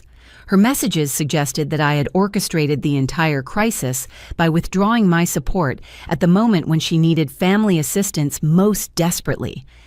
The most disturbing development came when Madison began showing up at places where she thought she might encounter me. She appeared at the coffee shop where I sometimes worked, the gym, where I had a membership, and even the grocery store near my apartment building. These surprise visits were designed to create opportunities for dramatic public confrontations, where she could appeal to my sympathy while making me look heartless for refusing to engage. During one of these ambush encounters, Madison approached me in the parking lot of my grocery store with baby Sophia in her arms. She launched into a tearful speech about how much she'd learned from her mistakes and how desperately she needed my guidance to become a better person. When I politely but firmly told her that I wasn't interested in resuming contact, she accused me of being cold and heartless toward an innocent baby who loved me. The manipulation reached its peak when Madison claimed that her children were suffering psychological damage from my absence and that I was partially responsible for their trauma. She suggested that Emma and Ethan were having nightmares and behavioral problems because they couldn't understand why their favorite aunt had abandoned them without explanation. According to Madison, I had a moral obligation to at least explain to the children why I no longer wanted to be part of their lives. My therapist helped me recognize these reconciliation attempts as classic patterns of manipulation, designed to pull me back into the toxic family system. The alternating between apologies and accusations, the use of children as emotional leverage, and the attempts to make me feel responsible for consequences of their own actions were all predictable tactics used by people who had lost control over someone they'd been exploiting. The most significant moment in this period came when Marcus proposed to me during a romantic dinner at the restaurant where we'd had our first official date. As he presented the engagement ring and spoke about wanting to build a life together based on mutual respect and genuine love, I realized how much my decision to prioritize healthy relationships had transformed my entire future. The proposal represented everything I'd been missing in my family relationships: genuine appreciation for who I was as a person, respect for my goals and boundaries, and commitment to building something together rather than one person serving another's needs. Marcus had never asked me to sacrifice my career, my friendships, or my personal interests to prove my love or loyalty. Instead, he supported my growth and independence as fundamental aspects of what made our relationship strong and sustainable. The contrast between Marcus's authentic love and my family's conditional acceptance became even more apparent as the reconciliation attempts continued. While Marcus encouraged my decision to maintain healthy boundaries and prioritize my own well-being, my family demanded that I sacrifice those boundaries to prove my worthiness of their affection and acceptance. The full extent of Madison's financial crimes became apparent in late spring when Richard's business accountant completed a comprehensive audit that had been demanded by his partners and potential creditors. What they discovered was a systematic pattern of theft that went far beyond the isolated incidents Diana had initially described. Madison had been stealing from Richard's construction business for over 18 months, forging signatures and manipulating records with a sophistication that suggested careful planning rather than impulsive mistakes. The missing funds totaled nearly $40,000, representing money that had been designated for equipment purchases, employee payroll, and vendor payments. Madison had been accessing business accounts through legitimate channels by copying Richard's signature style and using knowledge of company procedures she'd gained through family conversations about his work. The theft had been disguised as routine business expenses, making it difficult to detect until the accountant noticed patterns that didn't match actual business activities. Richard's business partners were furious when they learned about the missing money and demanded immediate repayment along with Richard's resignation from active management of the company. They threatened criminal prosecution and civil lawsuits if the stolen funds weren't restored within 30 days. The ultimatum forced Richard to liquidate his personal retirement savings and take out a second mortgage on his house to cover the missing money and legal fees. The financial pressure was compounded by the discovery that Madison had also been forging Richard's signature on personal checks and credit applications. She'd opened several credit cards using his information and had been making cash advances that she'd hidden by intercepting mail and managing online account access. The identity theft added another layer of legal complexity that required expensive attorney consultation and credit monitoring services. Jake's divorce proceedings moved forward aggressively as his lawyer gathered evidence of Madison's financial crimes and deceptive behavior. The documentation included bank records showing unauthorized transfers, forged signatures on legal documents, and evidence of the secret babysitting business, where Madison had been profiting from my unpaid labor. Jake's attorney used this evidence to argue that Madison was unfit for joint custody and that her children would be better protected under his sole guardianship. The custody battle revealed additional disturbing information about Madison's parenting practices and relationship with reality. Jake's lawyer presented evidence that Madison had been coaching the children to make false statements about their living situation, their relationship with me, and their father's behavior. The manipulation extended to teaching Emma and Ethan to repeat specific phrases that would support Madison's version of events during custody evaluations and court proceedings. Child psychologists who evaluated the family situation noted that the children showed signs of emotional confusion and stress related to their mother's inconsistent messages about family relationships and responsibilities. Emma and Ethan had been told different versions of why I was no longer part of their lives, ranging from claims that I was too busy with work to suggestions that I didn't love them anymore. The conflicting explanations had created anxiety and behavioral problems that required professional intervention. Baby Sophia's development had been affected by the unstable household environment and Madison's increasing emotional volatility as her legal troubles mounted. The 18-month-old showed signs of attachment difficulties and regression in developmental milestones that concerned pediatric specialists. The stress of constant fighting and financial uncertainty had disrupted her sleep patterns and feeding routines in ways that required careful management and consistency. The investigation into Jake's workplace theft revealed that Madison had been more sophisticated in her financial crimes than anyone had initially realized. She'd been studying his work patterns and business procedures for months to understand how to access company accounts without triggering immediate detection. The planning involved showed a level of premeditation that made her actions felony charges rather than misdemeanor financial mismanagement. Jake's employer decided to press criminal charges for embezzlement and fraud, partly to protect the company's reputation, and partly to demonstrate that employee theft would be prosecuted to the full extent of the law. The charges carried potential jail time of 3 to 7 years, depending on the total amount stolen and Madison's criminal history. The legal proceedings would be public record, adding humiliation and social consequences to the financial and legal penalties. Richard's business reputation in the construction industry suffered significant damage as word spread about the missing funds and family legal troubles. Potential clients began questioning his judgment and financial management capabilities, leading to canceled contracts and reduced bidding opportunities. The company that had taken him decades to build was facing potential bankruptcy due to Madison's theft and the resulting legal complications.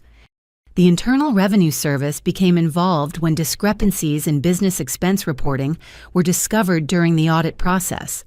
Madison's theft had been partially disguised as legitimate business deductions, creating tax liability issues that required professional accounting assistance and potential penalty payments.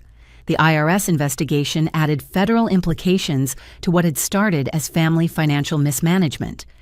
Diana filed for legal separation from Richard in June, unable to handle the stress and embarrassment of her daughter's criminal behavior and her husband's enabling financial support. She discovered that Richard had been secretly borrowing against their shared assets to fund Madison's lifestyle, putting Diana's own retirement security at risk without her knowledge or consent. The betrayal of trust had damaged their marriage beyond repair. The separation proceedings revealed the full extent of Richard's secret financial support for Madison over the years. Diana's attorney calculated that Richard had provided over $200,000 in direct support loan guarantees and financial assistance since Madison's wedding. The money had come from accounts and investments that Diana had assumed were being saved for their retirement and future security. The house that Richard and Diana had shared for 15 years went on the market as part of the financial restructuring required to pay legal fees and restore stolen business funds.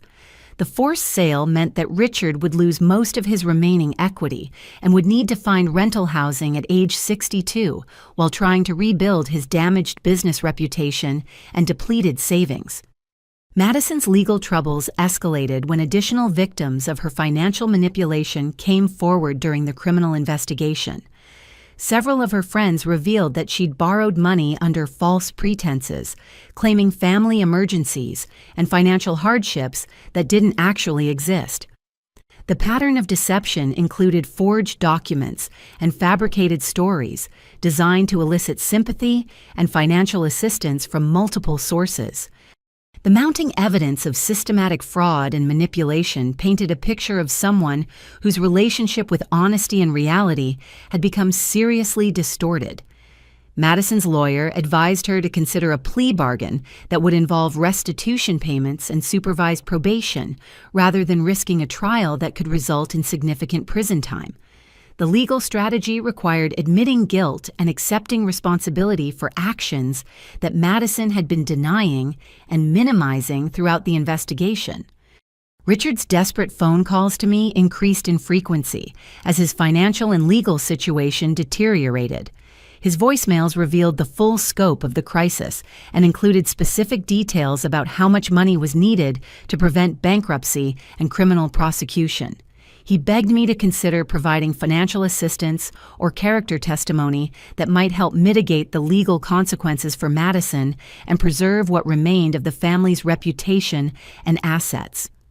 The irony wasn't lost on me that Richard was now asking for help from the daughter he'd disowned for refusing to provide unpaid babysitting services. The man who had told me I was selfish and ungrateful was now desperately seeking assistance from someone he'd cut off completely when I'd established basic boundaries about being exploited. His pleas for financial help came from someone who had refused to assist with my student loans while secretly funding Madison's entire lifestyle. The most devastating revelation came when Richard offered to sign over his life insurance policy to me as compensation for past mistreatment and as security for any financial assistance I might provide. The gesture revealed how completely his world had collapsed and how desperate he'd become to find any source of help or forgiveness. The man who had once held ultimate authority over family relationships was now begging for acceptance from the daughter he'd rejected. By late summer, Richard's situation had become truly desperate as the legal and financial consequences of Madison's actions continued to cascade through every aspect of his life. The business he'd spent 30 years building was facing bankruptcy proceedings. His marriage to Diana was ending in divorce, and he was living in a small studio apartment after losing the family home to foreclosure. At 62 years old, he was working part-time at a hardware store to pay for basic living expenses while trying to manage multiple lawsuits and criminal proceedings. The phone call that changed everything came on a humid Thursday evening in August. Richard's voice sounded broken and aged in a way that shocked me, despite months of knowing about his troubles. He'd obtained my new number through Diana, who had reluctantly agreed to provide it after Richard convinced her that he needed to make a formal apology and attempt at reconciliation before his legal situation became even worse. Richard began the conversation by taking full responsibility for his treatment of me over the years, and specifically for the ultimatum that had ended our relationship. He acknowledged that I'd been right about Madison's character and behavior, and that his favoritism and enabling had created the monster who had ultimately destroyed his life and business. The admission was painful to hear because it validated everything I'd tried to tell him months earlier when he'd refused to listen. He explained that losing his business and home had given him perspective on what truly mattered in life, and that he'd realized too late how much he'd valued the wrong priorities and relationships. According to Richard, I had been the loyal and responsible daughter all along, while Madison had been using his love and support to fund a lifestyle built on lies and exploitation. He'd been blind to her manipulation because he'd wanted so desperately to believe in the perfect family he thought he'd created. The most heartbreaking part of his confession involved his recognition of how differently he'd treated his two daughters throughout our childhood and young adulthood. Richard admitted that he'd given Madison opportunities, financial support, and emotional validation that he'd withheld from me based on assumptions about our potential and worthiness. He'd somehow convinced himself that I was stronger and more independent, therefore needing less support, while Madison required extra help to reach her potential. Richard revealed that Diana's decision to leave him had been the final wake-up call about how his enabling and favoritism had damaged everyone in the family, including Madison herself.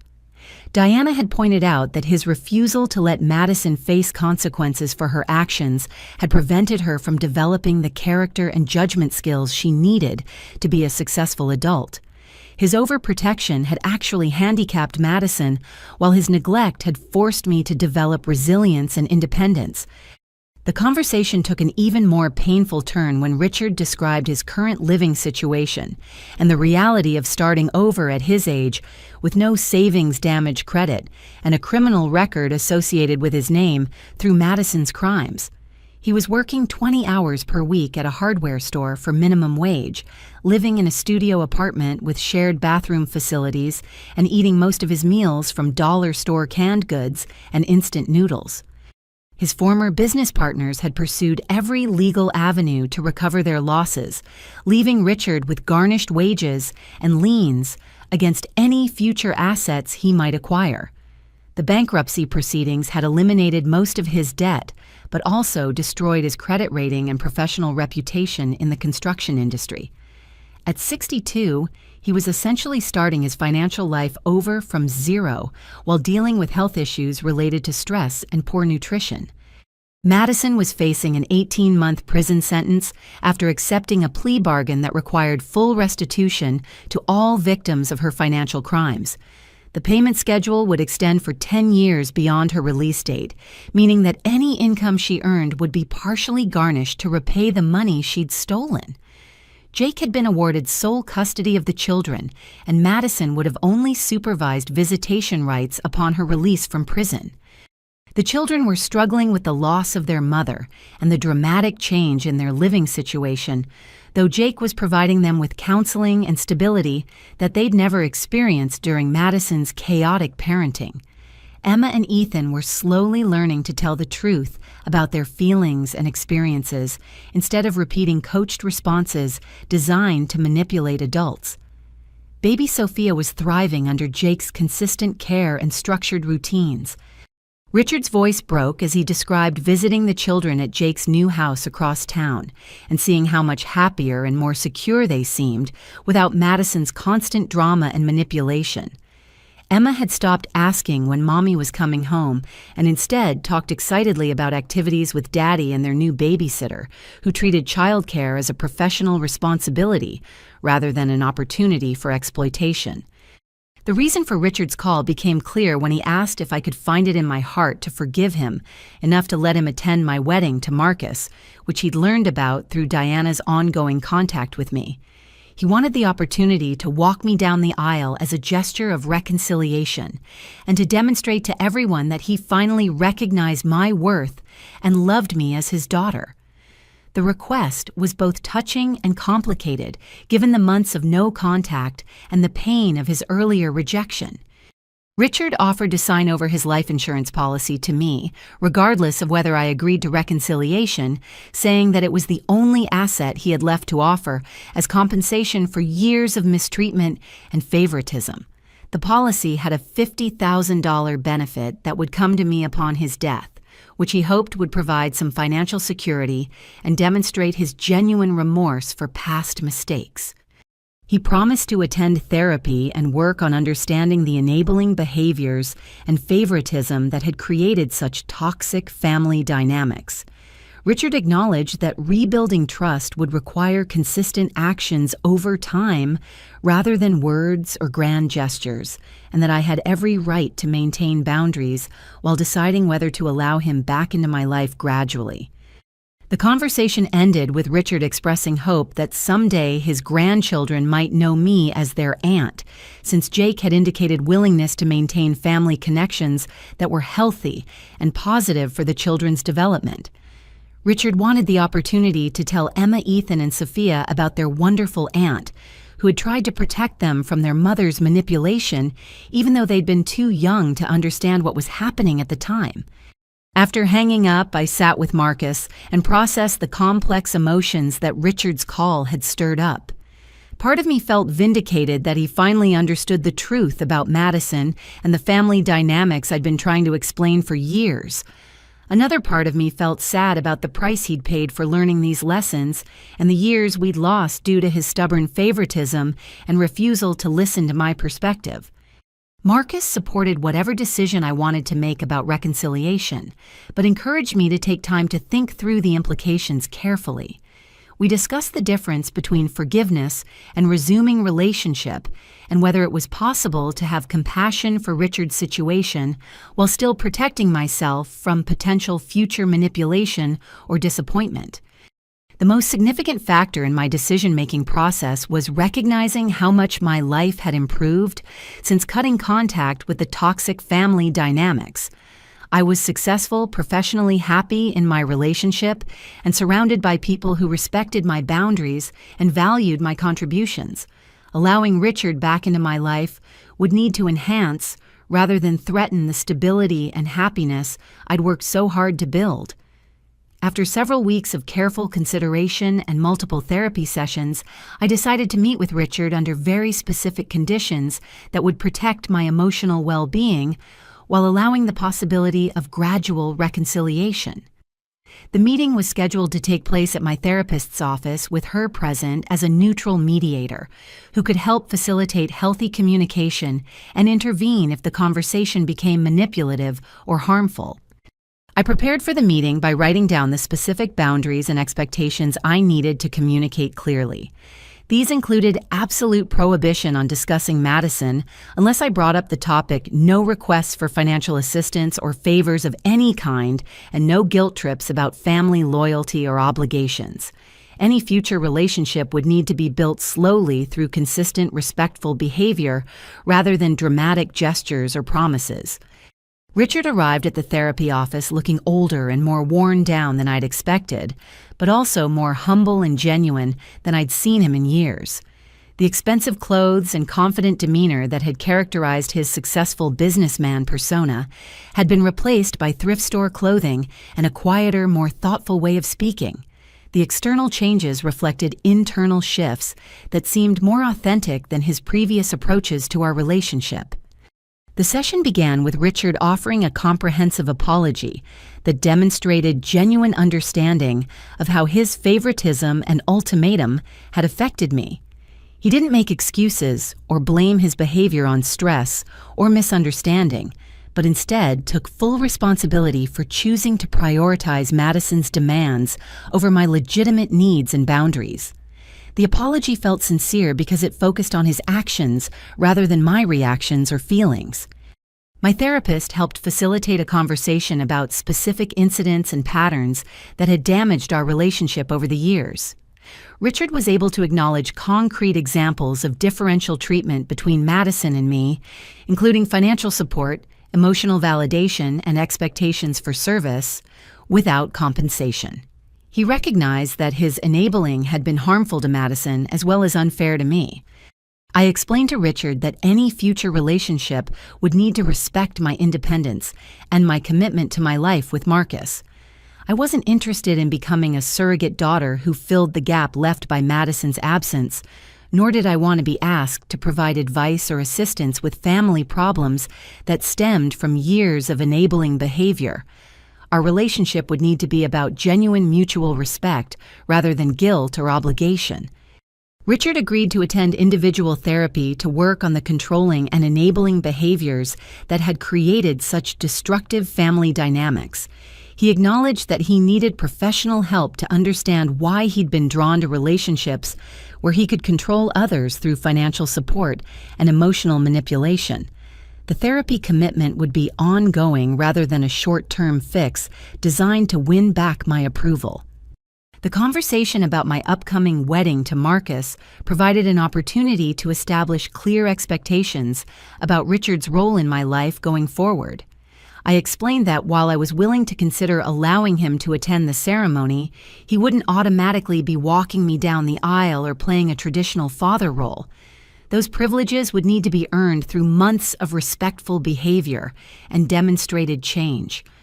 I also made it clear that my new family with Marcus was my primary priority and that I wouldn't sacrifice my marriage or happiness to accommodate Richard's emotional needs or desires for family reconciliation. If he wanted to be part of my life, he would need to respect my choices and boundaries rather than trying to influence or control my decisions through guilt or manipulation. The topic of Madison and her children was addressed directly with firm boundaries about what I was and wasn't willing to discuss or participate in. I told Richard that I had no interest in providing support advice or assistance related to Madison's legal troubles, financial problems, or parenting challenges. I also wouldn't be accepting any communication from Madison herself, regardless of the circumstances or her expressed desire for reconciliation. Regarding the children, I explained that while I felt sorry for Emma, Ethan, and baby Sophia, I wasn't willing to resume any kind of aunt relationship that might create opportunities for Madison to manipulate me through them. If the children were truly interested in knowing me as adults, they could reach out independently when they were old enough to make their own decisions about family relationships. Richard's offer to sign over his life insurance policy was declined because I didn't want our reconciliation to be based on financial arrangements or inheritances that might create complicated obligations. I preferred to rebuild our relationship through respect and genuine connection rather than money or material gestures that could be used to justify future demands or expectations. The session concluded with an agreement to have supervised phone conversations once per month for 3 months, followed by re-evaluation of whether we were ready for unsupervised contact. Richard would continue his individual therapy and would provide updates about his progress without expecting praise or reassurance from me. Any violations of the agreed-upon boundaries would result in immediate resumption of no contact. 2 weeks after our therapy session, I received a shocking phone call from the county jail where Madison was being held while awaiting sentencing. She'd apparently been given permission to make a call and had chosen to reach out to me with a desperate plea that revealed just how completely her world had collapsed around her. Madison's voice sounded thin and frightened as she begged me to consider taking custody of her children when she went to prison. Jake was planning to move across the country with Emma, Ethan, and Sophia to be closer to his family and start fresh somewhere without connections to Madison's crimes and manipulation. According to Madison, I was the only family member who could provide stability and continuity for the children during this traumatic period. The request was both shocking and revealing about how little Madison understood about the consequences of her actions and the reality of our relationship. She seemed genuinely surprised that I might not be willing to sacrifice my life and marriage to care for the children she'd used as emotional leverage during her attempts at manipulation. Her assumption that I would automatically step in to solve her parenting crisis showed that she still viewed me as existing primarily to serve her needs. I gently but firmly declined Madison's request and explained that Jake was the children's father and was fully capable of providing them with the love, stability, and honest relationships they needed to heal from their traumatic experiences. I also pointed out that my refusal to resume unpaid babysitting duties months earlier had been about protecting myself from exploitation, not about rejecting the children personally. Madison's response revealed that she still hadn't accepted responsibility for the destruction her lies and manipulation had caused. She accused me of being vindictive and cruel for refusing to help innocent children who were suffering because of circumstances beyond their control. According to Madison, a truly loving family member would put the children's needs ahead of personal grudges and resentments. The phone call ended with me explaining that the children would be better off with their father who loved them unconditionally, rather than with an aunt who would constantly remind them of their mother's failures and crimes. Jake could provide them with honest relationships and healthy boundaries that would help them develop into trustworthy adults rather than continuing the cycle of manipulation and enabling that had characterized their early childhood. After hanging up, I felt a sense of peace about maintaining my boundaries, even in the face of Madison's desperate manipulation attempts. The conversation had confirmed that she remained fundamentally unchanged in her willingness to use her children as tools for getting what she wanted from others. My decision to prioritize my own well-being in marriage had been validated by her continued attempts to make me responsible for solving problems she'd created through her own choices. 6 months after beginning the careful reconciliation process with Richard Marcus, and I planned a small wedding ceremony that reflected our values of authenticity, intimacy, and genuine celebration, rather than elaborate displays or family politics. We chose a beautiful outdoor venue in the mountains outside Denver, where we could exchange vows surrounded by close friends and the family members who had consistently supported our relationship and individual growth. The guest list was intentionally small, including only people who had shown genuine care and respect for both of us as individuals and as a couple. Marcus's parents and siblings were excited to welcome me into their family, having gotten to know me over months of relaxed dinners and holiday celebrations, where I felt valued and appreciated for who I actually was, rather than what services I could provide. Diana attended the wedding after her divorce from Richard was finalized, representing the complicated but ultimately positive outcome of her decision to leave an enabling relationship and build a more authentic life. She'd been consistently supportive of my boundary setting and had worked hard to repair the damage caused by her daughter's manipulation and her own previous silence about problematic behaviors she'd witnessed. Richard's attendance at the ceremony was the result of months of demonstrated change in his behavior and approach to our relationship.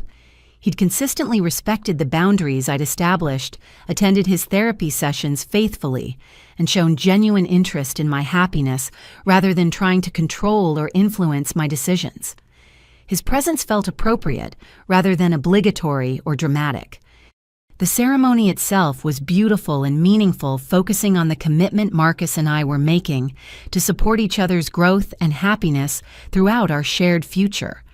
Our vows reflected the lessons we'd both learned about the importance of choosing relationships based on mutual respect rather than obligation, and our determination to build a family culture based on honesty and authentic connection. Richard's behavior during the wedding festivities demonstrated how much he'd learned about healthy family relationships through his therapy and the consequences of his previous enabling patterns. He congratulated Marcus warmly and spoke genuinely about his happiness for our future together, rather than making the event about his own emotional needs or desire for forgiveness and reconciliation. During the reception, Richard had a brief conversation with Jake, who had driven down from Colorado Springs, where he was building a new life with Emma, Ethan, and Sophia. Jake expressed gratitude for my decision to protect myself from Madison's manipulation, explaining that my absence had ultimately forced everyone to see the true extent of her problems and get the children the help and stability they needed. The conversation with Jake was particularly meaningful because it confirmed that my choice to establish boundaries had benefited everyone involved, including the children I genuinely cared about, but couldn't help in the ways Madison had demanded. Emma and Ethan were thriving in their new school and had developed trusting relationships with a professional babysitter who treated childcare as a job rather than an opportunity for emotional manipulation. Baby Sophia, now 2 years old, had no memory of the chaotic household dynamics that had characterized her early months. She was developing normally under Jake's consistent parenting and had formed secure attachments that would serve her well throughout her childhood. The stability and honesty in their new life was exactly what all 3 children had needed to heal from their early traumatic experiences. Marcus and I spent our honeymoon in Ireland exploring the countryside and small towns while talking about our hopes and dreams for our marriage and future family. The trip felt like a perfect symbol of the authentic, adventure-filled partnership we'd built together based on genuine compatibility rather than obligation or convenience. The contrast between our relationship and the family dynamics I'd escaped was particularly clear during quiet moments when we could talk honestly about our feelings, goals, and concerns without worrying about manipulation or hidden agendas. Marcus supported my career ambitions and encouraged my independence while also sharing his own vulnerabilities and dreams for our shared future. We returned from our honeymoon to discover that my graphic design business had continued to grow through referrals and repeat clients who appreciated my professionalism and creative solutions. The success felt particularly meaningful because it had been built through genuine competence and relationship building rather than family connections or exploiting others' labor and goodwill. The elite design agency position I'd been offered provided the perfect opportunity to expand my skills while maintaining the independence and financial security I'd worked so hard to achieve. The job came with excellent benefits, opportunities for professional development, and colleagues who valued collaboration and mutual respect rather than hierarchy based on favoritism or manipulation. Our first year of marriage was filled with small adventures and quiet domestic happiness that felt like a gift after years of family drama and exploitation. We took weekend hiking trips, tried new restaurants, attended concerts and art exhibits, and spent lazy Sunday mornings reading the newspaper and planning home improvement projects for the house we'd purchased together. The house itself represented everything I'd hoped to build in my life, a beautiful space that reflected our shared values and individual personalities, filled with furniture and artwork we'd chosen together rather than inherited obligations or guilt-inducing gifts from family members. The guest room was designed for friends who respected our boundaries rather than relatives who expected free services or emotional labor. Richard's continued progress in therapy and his respectful approach to our rebuilding relationship provided evidence that people can change when they're willing to do the hard work of examining their destructive patterns and taking responsibility for the harm they've caused. Our monthly phone conversations were genuine exchanges rather than opportunities for manipulation or emotional dumping. The most touching moment of our first year came when Richard sent a Christmas card that simply said he was proud of the life I'd built and grateful for the opportunity to witness my happiness from a respectful distance. The message acknowledged my independence and success rather than trying to take credit for my achievements or insert himself into my accomplishments. Diana's friendship had become an unexpected source of support and encouragement as she built her own independent life after leaving her enabling marriage. Our conversations about setting boundaries and prioritizing authentic relationships helped both of us continue growing in our understanding of healthy family dynamics and self-respect. The peace and stability of my new life felt almost miraculous after years of constant family crisis and emotional manipulation. Waking up next to Marcus every morning and knowing that our day would be filled with mutual support and genuine affection, rather than demands for unpaid services or emotional management, felt like living in a completely different world. 2 years into my marriage with Marcus, our life together had developed into exactly the kind of partnership I'd always hoped to find but had never experienced before escaping the toxic family dynamics that had dominated my early adulthood. My graphic design business had grown into a small agency with 3 employees and a steady roster of high-profile clients who valued our creative solutions and professional reliability. The success felt particularly meaningful because it had been built entirely through my own efforts and the support of people who genuinely believed in my capabilities. Without weekend babysitting obligations consuming my time and energy, I'd been able to attend networking events, pursue continuing education opportunities, and develop the business relationships that had transformed my freelance work into a thriving company. Marcus and I had settled into comfortable routines that balanced our individual career goals with shared domestic happiness and adventure. He'd been promoted to assistant principal at his elementary school, a position that utilized his natural leadership skills and deep commitment to children's education and well-being. His success felt like a natural result of his dedication, rather than favoritism or manipulation. Our house had become a gathering place for friends who appreciated our hospitality and respected our boundaries. We hosted dinner parties where conversation flowed naturally, and guests contributed to meal preparation and cleanup without being asked. The contrast with family gatherings where I'd been expected to provide all the labor while others enjoyed the benefits was striking and refreshing. The most exciting development came when we discovered that I was pregnant with our first child. The news filled us both with joy and anticipation for building the kind of family culture we'd both dreamed about, one based on mutual respect, honest communication, and love that wasn't conditional on performance or service to others' needs. Planning for our baby's arrival gave us opportunities to discuss our values and priorities as future parents. We talked about the importance of raising children who understood that family love should be freely given rather than earned through compliance or service. Our child would grow up knowing that their worth wasn't dependent on their usefulness to others or their willingness to sacrifice their own needs for family harmony.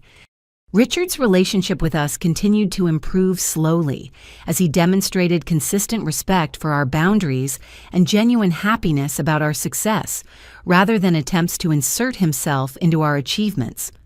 When we told him about the pregnancy, his response was purely celebratory without any suggestions about how he might be involved or what role he expected to play in his grandchild's life. The conversation about grandparent relationships led to important discussions about how we wanted to approach extended family connections for our children. We decided that any family relationships would need to be based on the same principles of mutual respect and authenticity that governed our marriage, with no tolerance for manipulation or exploitation disguised as family loyalty. Diana's excitement about becoming a step-grandmother was touching and appropriate, focused on our happiness rather than her own emotional needs or desires for involvement. She'd learned through her own therapy and life changes to appreciate family relationships that enhanced rather than complicated people's lives, understanding that love should feel supportive rather than burdensome.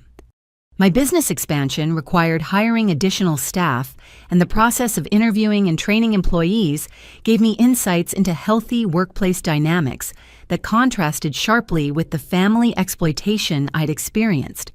Professional relationships based on clear expectations, fair compensation, and mutual benefit felt natural and sustainable in ways that family obligations never had. The financial security from my successful business and Marcus's steady teaching salary allowed us to purchase a larger house in a neighborhood with excellent schools and family-friendly amenities. The move represented our growing confidence in our ability to build the kind of life we wanted rather than accepting whatever circumstances other people created for us. Our new neighbors were friendly couples and families who respected privacy, while also creating a sense of community through voluntary participation in block parties and neighborhood improvement projects. The relationships developed organically based on shared interests and compatible lifestyles rather than obligation or geographical proximity alone. Marcus's family welcomed our growing family with the same warmth and authenticity they'd always shown, offering practical help and emotional support without strings attached or hidden agendas. His parents bought thoughtful baby gifts and offered to help with childcare when needed, but never demanded specific roles or access that would create obligations or complications. The contrast between healthy family support and the exploitation I'd escaped became even more apparent as we prepared for parenthood. Marcus's relatives offered assistance that enhanced our lives rather than creating additional burdens or expectations. Their involvement felt like a gift rather than a transaction that would need to be repaid through future service or compliance. 6 months into my pregnancy, I received unexpected news that Madison was being released from prison early due to good behavior and overcrowding in the correctional system. Her release didn't create anxiety or concern for me because I'd built such strong boundaries and supportive relationships that her attempts at renewed contact couldn't threaten the stability I'd created. Diana called to let me know about Madison's release and to assure me that she had no intention of facilitating any communication or reconciliation attempts. Madison would be living in a halfway house across the state while completing her parole requirements, and Jake had moved even further away to ensure that the children's lives wouldn't be disrupted by her return to freedom. The news about Madison's release actually reinforced my sense of gratitude for the choices I'd made to prioritize my own well-being and build authentic relationships. While she was starting over with the consequences of her manipulative and criminal behavior, I was thriving in a life built on honesty, mutual respect, and genuine love. Our baby shower was a beautiful celebration attended by friends and chosen family members who were excited to support our growing family. The gifts were thoughtful and practical, given out of genuine affection rather than obligation or expectation of future reciprocal generosity. The afternoon felt like a perfect example of how celebrations should work when they're based on authentic relationships. The most meaningful moment came when Richard asked privately if there was anything specific he could do to support us during the transition to parenthood. His offer was genuine and respectful, focused on our needs rather than his desire for involvement or recognition as a helpful grandfather. The conversation felt natural and comfortable in ways that family interactions had never felt during my childhood and early adulthood. As my due date approached, I felt overwhelmed with gratitude for the life Marcus and I had built together, and the family we were about to welcome into a home filled with stability, honesty, and unconditional love. Our child would grow up knowing that family relationships should enhance, rather than complicate life, and that love shouldn't require sacrificing personal boundaries or individual goals. Our daughter, Emma Rose, was born on a snowy February morning, arriving healthy and beautiful into the warm, loving environment Marcus and I had carefully created for our growing family. Holding her for the first time, I felt overwhelmed with gratitude for the journey that had brought me to this moment of pure joy and unconditional love that asked nothing of her except her existence. The name choice was intentional and meaningful. Emma had been the name of Madison's daughter, the little girl who had been caught in the middle of adult manipulation and exploitation through no fault of her own. By giving our daughter this name, I honored the innocent child, while reclaiming it from the painful associations with family dysfunction and toxic relationships.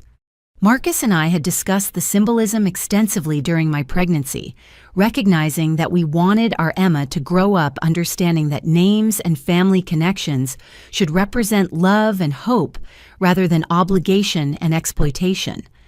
Our Emma would know from the beginning that her worth came from her inherent value as a person rather than her ability to serve others' needs or maintain family harmony through self-sacrifice. The early months of parenthood confirmed everything we'd learned about the difference between healthy family relationships and exploitative ones. Marcus's parents visited regularly to help with practical tasks like cooking and laundry, but they never overstayed their welcome or created additional burdens through their assistance. Their support enhanced our experience of new parenthood rather than complicating it with expectations or demands. Richard's approach to becoming a grandfather demonstrated how much he'd learned through therapy and the consequences of his previous enabling behaviors. He asked permission before visiting, brought practical gifts rather than elaborate displays, and focused on our needs as new parents rather than his own emotional desires for involvement in his granddaughter's life. The contrast with my memories of family dynamics during Madison's children's early years was striking. Where Madison had expected others to provide constant free assistance while she maintained her social schedule, Marcus and I shared responsibilities equally and accepted help that felt genuinely supportive rather than obligatory. Diana's relationship with Emma was purely loving and appropriate, characterized by the joy of watching a baby grow and develop, rather than any sense of entitlement to specific roles or access. Her excitement was infectious and authentic, based on genuine affection rather than attempts to fill emotional voids or create obligations for future reciprocal care. When Emma was 6 months old, I received a final communication from Madison through Diana, who reluctantly agreed to deliver a message, but made it clear that she wasn't advocating for renewed contact. Madison's letter was filled with apologies and claims about personal growth and transformation during her time in prison, along with expressions of regret about missing the opportunity to know her new niece. The letter felt like a last desperate attempt at manipulation, designed to use my new motherhood as leverage for emotional reconciliation that would ultimately benefit Madison rather than anyone else. Her focus on missing out on Emma's life revealed that she still viewed family relationships primarily in terms of what she could gain rather than what she could genuinely contribute.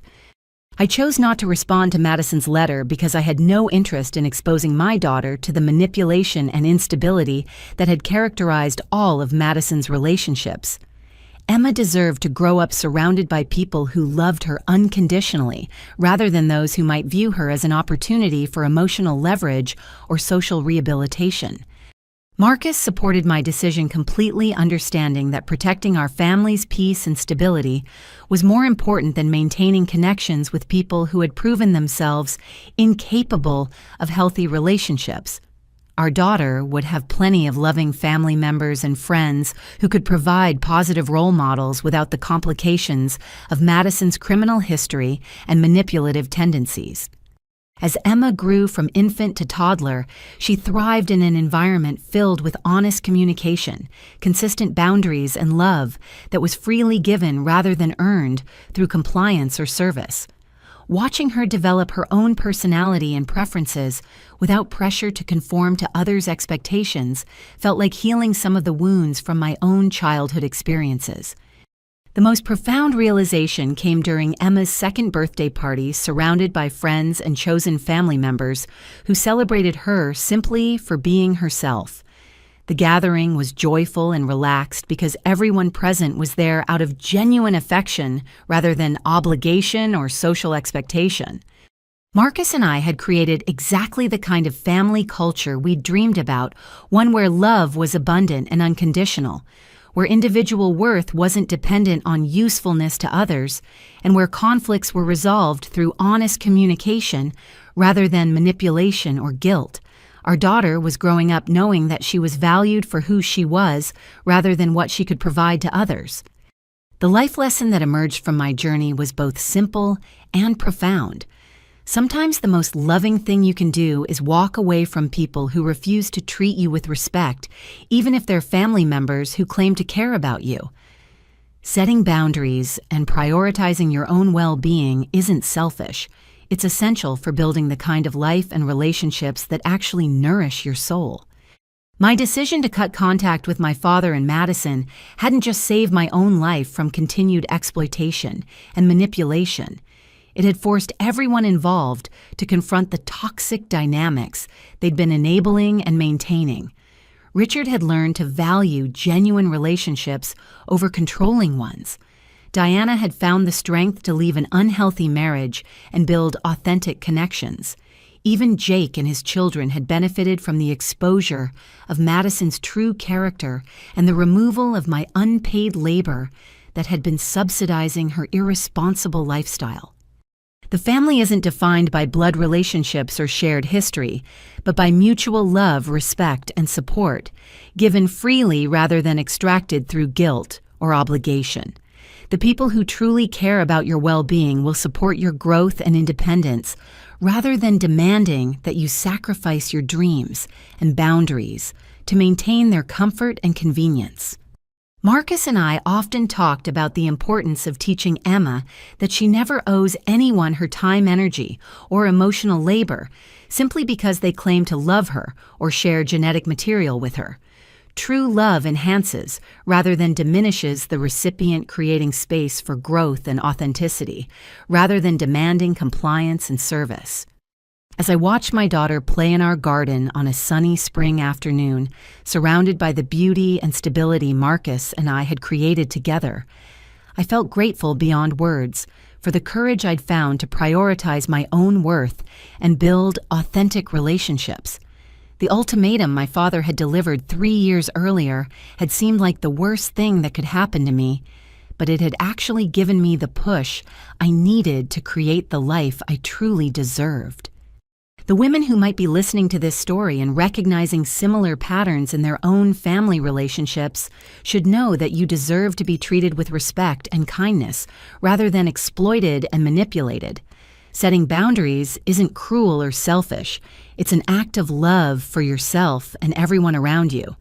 Sometimes walking away from toxic relationships is the only way to create space for healthy ones to flourish. Your worth isn't determined by your willingness to sacrifice your dreams and boundaries for others' convenience. You deserve relationships that celebrate your independence and success, rather than demanding that you minimize yourself to make others feel comfortable. The people who truly love you will support your growth rather than trying to control or exploit your generosity. What's your experience with family members who seem to love you conditionally based on what you can provide for them? Have you ever had to choose between maintaining toxic relationships and protecting your own well-being? I'd love to hear your thoughts and stories in the comments below. If this story resonated with you, please take a moment to like this video and subscribe to the channel for more stories about setting boundaries, building authentic relationships, and choosing your own happiness over others' expectations. Sharing this story with friends who might need to hear this message could help them recognize that they deserve respect and genuine love rather than manipulation disguised as family loyalty. Thank you for listening to my journey and for supporting the choice to prioritize authentic relationships over toxic obligations. I hope everyone finds the courage to build the kind of life and family culture that truly nourishes their soul and allows them to thrive as the remarkable individuals they were meant to be. Remember that choosing yourself isn't selfish. It's the foundation for building relationships that actually deserve your love and loyalty.